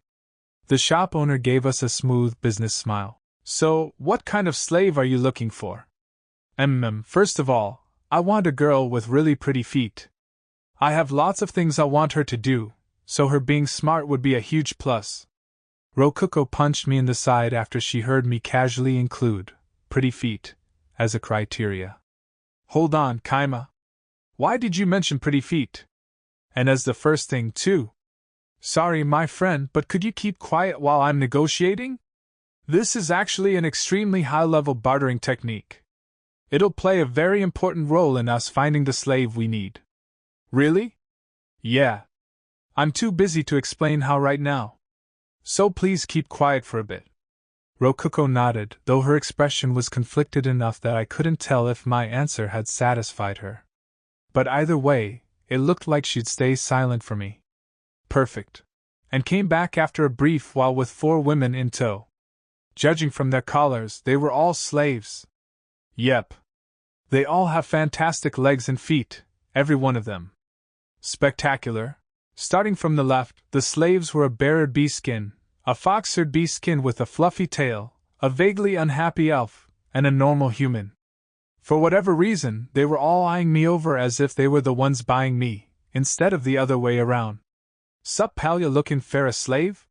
How about me? I'm a great deal. The human girl's slave talked to me, for which the slaver used the collar on her neck and tightened it. Hey, don't speak out of the turn, said the slaver, choking her a little. Sorry about this one, she is quite a handful, but at 60 silvers she is the cheapest of the group. A handful? I asked. She had fallen into slavery after being unable to repay a loan she took out for gambling and extravagant foods. Her last owner returned her after she wounded him. The man who bought her said that he'd give her. What sort of the injury was it? Out of curiosity, I asked the slaver. The man who bought her said that he'd give her a real tasty meal, but then came back the next day saying that she had bit his, member. The slave herself, when questioned, would only say, "It tasted like Toto Garbo. Gimme my money back." I'm pretty sure that's what the guy you bit should be saying. The slave collar didn't stop her in time. Don't worry though, the collar still works. Ouch. I am sure every man who heard it must have felt that man's pain. She certainly did have a nice and shapely body, with healthy curves where you'd want curves and a narrow waist to boot. Her hair was blonde with a hint of red, as was common in this area. Visually, she was a feast, though I was satisfied with her beautiful feet alone. And to be honest, having a busty receptionist with a pretty face was more than ideal. So how did it turn out? I let that turbo jerk by me cause he said he'd give me some tasty food. Can you blame me for doing what I did when he shoved that nasty thing in front of me the second we got back to his place? I was super hungry and really looking forward to whatever good stuff he had ready for me. Really, did I have any other choice but to give it a bite and see if it really did taste good? But trust me, if he actually gave me a good meal and filled up my belly first, I definitely wouldn't have pulled any tricks like that. You scratch my back and I'll scratch yours, Kay? What the hell? This slave sure has a big personality. I would do basically anything for the sake of sleeping. I care more about food than my own life. I'll die if it means eating a good meal. For real. I like her. Well, she's the cheapest one, so I feel like buying her would be smart. I think so too. Plus, our food is really good. She'll like that. I like this guy. Hey, Mr. Daskup, would you be super duper nice and lower my price for him? Please? I'm actually worth 45 silvers, aren't I? Hey! Don't say that! Calm down, you can spare a bit of that cash, right? At 60 silvers, it'd be making a killing. Stop running your mouth like that. You, my valued customer, this is. I mean. The slaver paled and stumbled over his words. Seemed like this girl really was a bit of a handful. I'm buying her. All right, I'm willing to pay 50 silvers for her. I threw the slaver a bone by adding 5 silvers. Thank you very much. Hell yeah! Trust me, my dude, you have made a fantastic purchase today. Oh yeah, I never asked what your name is. What do people call you? What? The heck are you talking about? Masters name their slaves after buying them. Am I right, Meat? She shifted the conversation to Meat as if she was saying something obvious, but all she got was a confused head tilt. I didn't know about that. What? How didn't you? This is ultra common sense. Just think about it. What if you bought a slave with the same name as your mom? No matter how much of a sexy babe she is, it'd be awk as heck during nighttime festivities, if you know what I'm saying. So, people get rid of their names after being enslaved. Makes sense. Hey, Kima. What are nighttime festivities? Nothing. Nothing at all. I patted Rokuko's head. Dirty jokes were a no-go around her. I didn't even want to know what Haku would do to me if I started teaching Rokuko about dirty jokes. What did people call you before today? Well, they called me meat too, you know? She responded after licking her finger, as if thinking about the flavor or something. A shudder ran down my spine after I realized it might have been the thing she bit. Huh. Let's think of another one for her, Kima. Yeah. You like eating a lot, don't you? I could name you after some food. How about apple? Or kebab? Apple isn't the worst name I've ever heard, but kebab? No thanks. She cackled happily with her own large melon swaying side to side. I wonder if meat is just a common name for slaves. What do you think about Ichika, boss man? Huh. What's that mean? It's a name I ripped off from the god of food. They're named Ishidaka, and they're also the god of oceans. So, mixing their name with salt, since salt comes from the ocean, we get Ichika. Super cool, huh? Oh wow. That's really clever. We definitely bought the right one, Kima. Rokuko nodded, impressed, but I had no idea how she got Ichika from Ishidaka and salt. Probably had something to do with the autotranslator messing up. Yeah, I'm used to this now. Alright, Ichika's good with me. Here's to a long and fruitful relationship. Hee, you got it. From Nameless to Ichika. We shook hands again. We all headed to the Adventurers Guild. Do you want me to register you as an adventurer too, Ichika? Having some ID would be pretty useful. I used to be a C-rank adventurer before falling into slavery, so I really don't want to start over from G-rank. Plus, this collar works as ID just fine. Ichika pointed to the slave collar around her neck. Oh yeah? Slaves can use their collars as ID, right? Meat and Rokuko are both adventurers. I guess that's good enough for now. By the way, slaves were treated as items and could go with their masters on any quest regardless of their own rank. I thought about just going straight back to the dungeon, but it was late enough that night would fall on the way back. Worst case scenario, we'd end up camping outside for the night before getting home. In which case, it would probably be better to just do some simple quests and relax at an inn for the night. Looks like we're definitely gonna be taking this rabbit hunting quest. We left through the east gate to go rabbit hunting. The gatekeeper didn't charge us anything since we were on a quest. I knew I could expect great results from the master of hunting, Meat, but I was mainly interested in seeing how Ichika did. She was a former C-rank adventurer, after all. Surely I could count on her kicking butt and taking names, especially when delicious food was on the line.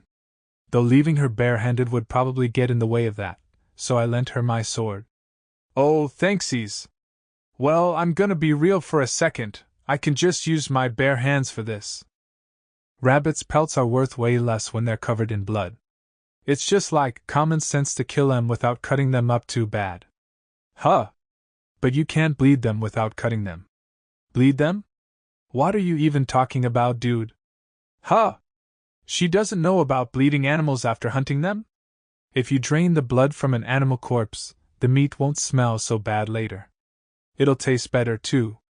Raw meat smells so weird because of the blood. Wow. I totally didn't know that. You sure know a lot for someone with no common sense. Huh, meat tastes better if you drain their blood. Yeah. I feel like that's gonna make a lot of meat more tasty for me, Geihei. Ichika immediately started drooling while imagining the taste of delicious, blood-free meat. This girl really is a food monster. What do you do to drain the blood anyway? A little demonstration should show you all you need to know. Meat, go hunt a rabbit for me. Understood. Meat dashed into the forest. And 30 seconds later, she came back with a rabbit. She had sliced its head clean off. I grabbed it by the feet and held it upside down, causing blood to gush out onto the ground. Ew, there's blood everywhere. It stinks, Kima. Hey, the blood's gotta get out somehow. It'd make the meat stink if we didn't do this. So? What do you think, Ichika? Blood starts gushing out after you cut off its head and hang it upside down. You keep hanging it upside down until no more blood comes out. That's it. Simple, right? Totally. Looks super simple. But I'm kinda distracted by how a tiny bean sprout like Meat managed to hunt that rabbit. Like, girl, bagging a rabbit in only 30 seconds is crazy fast. Were you a hunter before becoming a slave? Finding rabbits inside a forest is no joke. Eh? It's really simple. I can smell them. Right, you're a beast in. I totally get it now. But still, hunting with thin arms like yours must be hard as heck. Ichika was getting caught up in admiring Meat's skill, but it was her turn to hunt. I wanted to see just how skilled she was, so I left the bleeding rabbit to Meat and followed after Ichika. Rokuko waved goodbye as I left. Ichika advanced through the forest, brushing aside branches and occasionally pausing to listen. After about 5 minutes, she suddenly flipped her blade around in her hand and slid the blade across the ground in a fast backhanded swipe. Yo, how's this? Oh, whoa, it's bleeding like crazy. Ichika lifted up the headless rabbit by its feet. Looks like she killed it with one smooth blow. Just what I'd expect from a former C-rank adventurer. Yep, you're pretty strong. You cut off its head in one slice. I can tell you're skilled with blades. Yup, you bet. But I used to be a scout, so I'm more used to daggers. I see, so I gotta do this for some great tasting meat, but I wonder if it's fine doing this in the middle of the forest. Is there a problem? Well, let's head back. We headed back to Meat and Rokuko with the rabbit in tow. Welcome back, master. Meat was standing where I had left her, with the rabbit still in hand. Plus 5 goblin corpses scattered around her. All 5 of them had their heads cut clean off. By the way, Rokuko's head was covered with red blood. For a second I thought for sure she had been hurt really badly, but apparently it was all goblin blood that had sprayed onto her. I looked around and, piecing all the clues together, concluded that the goblins had been drawn to Meat by the smell of the rabbit blood and attacked her thinking she was just a little girl, only to be completely slaughtered in return. Yeah, I knew it. I definitely felt that there were some goblins sneaking around. Well, waitevs. Not like Meat would have had any problems taking them down. Ichika said that as if it were obvious that goblins had been sneaking around, but I hadn't noticed them at all. Kima, cast purification, please. Right. Here. I cast purification on Rokuko. A big bubble engulfed her and cleaned off all the blood. But why was Rokuko covered in blood and not Meat? She's completely clean. Oh, looks like you killed them all at once, huh? How'd you do that, Meat? They were surrounding me, so I held the rabbit in one hand, and used my other hand to, spin around. Meat reenacted what she did by holding the rabbit in one hand and spinning around on her tippy toes like a ballerina while holding her golem blade out. The blade was about on the same level as a goblin neck. She was wearing her wearable golem, but I never taught it any moves like that. I guess she's using her golem to strengthen her movements, instead of just making it do them for her. By the way, I did this to defend myself. Rokuko crouched into a small ball by Nika's feet to get out of her way and covered her head with her hands so poorly it was a little sad. That's why she got so much blood onto her. Anyway, it looks like we've finished the goblin extermination quest before the rabbit hunting quest. Nice. I cut off the goblin's right ears to show to the guild later. Alright, I'll leave hunting the rest of the rabbits to you too. Thanks. Oh? You're not gonna come with, master? I'm not that good with a blade. The customer wants top quality meat, so it'll be better for me to just stay here and focus on bleeding the rabbits. Rokuko's out of the question, obviously. Well, let me tell you, the best kind of food is the kind you don't have to work for. We went to the guild, reported our completed quests, got the money, and went to an inn for the night. In any case, our inn was the Sleeping Songbird Inn, the same one I stayed at last time. To save money, we got one room for all 4 of us. Wait, hold on. I'm a guy, you know? I'm the only guy here. Can we at least get 2 rooms? You're my partner, Kima. It's definitely important for us to sleep in the same room. I'm your Dakimakura, master. I'll sleep together with you. I don't want to be all on my own, so I'm just gonna watch and take notes. Take notes? Please. I'm not gonna do anything funny. Of course, I bought a normal meal for everyone. No slave meals. The one I bought last time was the only one I ever planned on buying. Ichika grinned as she looked at the food in front of her. Yup, looks like you really are gonna feed me well. I'm like super duper happy. Food's really important to you, isn't it? I know how you feel. I want all the people who work for me to feel good about their jobs. Oh, you want us to feel good, huh? You know, the moment I saw how healthy Nika looked, I knew you were a major score. So yeah? I'm not gonna complain about anything as long as you keep feeding me this well, Kay? Seemed like she was thinking of me as a score as well. She gulped down the vegetable soup and wiped up the remaining drops with her bread, leaving nothing behind. She's not wasting anything. She didn't even waste time, saying, "Hold up, let me test this for poison." And starting to eat before me. I don't think this tastes very good. Ichika, you can have my share. Oh? For real? I knew I could count on you, my queen Rokuko. I'll follow you for the rest of my life. Rokuko, however, didn't eat her vegetable soup. She must have gotten picky thanks to how good melon rolls taste. In my opinion, the vegetable flavoring in the soup tasted pretty nice. Thank you. So, what are we gonna do now? Just sleep? Yeah, that sounds good to me. You can use the bed if you want, Ichika. Ichika had asked that after getting onto all fours while looking up at me sensually and emphasizing her sizable cleavage, but I ignored her. What? Ichika tilted her head, as if not understanding what I meant. Ah, right. There's only one bed, so she doesn't know where Rokuko and I will sleep if she gets the bed. I took my futon out of storage and spread it out onto the floor. I'm gonna be sleeping on this. Rokuko, spread out yours too. Okay. Ahaha, sleeping outside feels really exciting, doesn't it?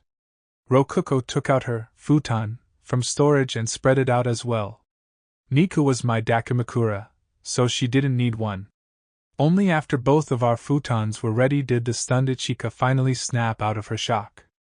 Hey, hold up! What's with those crazy good-looking beds? That's the kind of thing super expensive hotels use.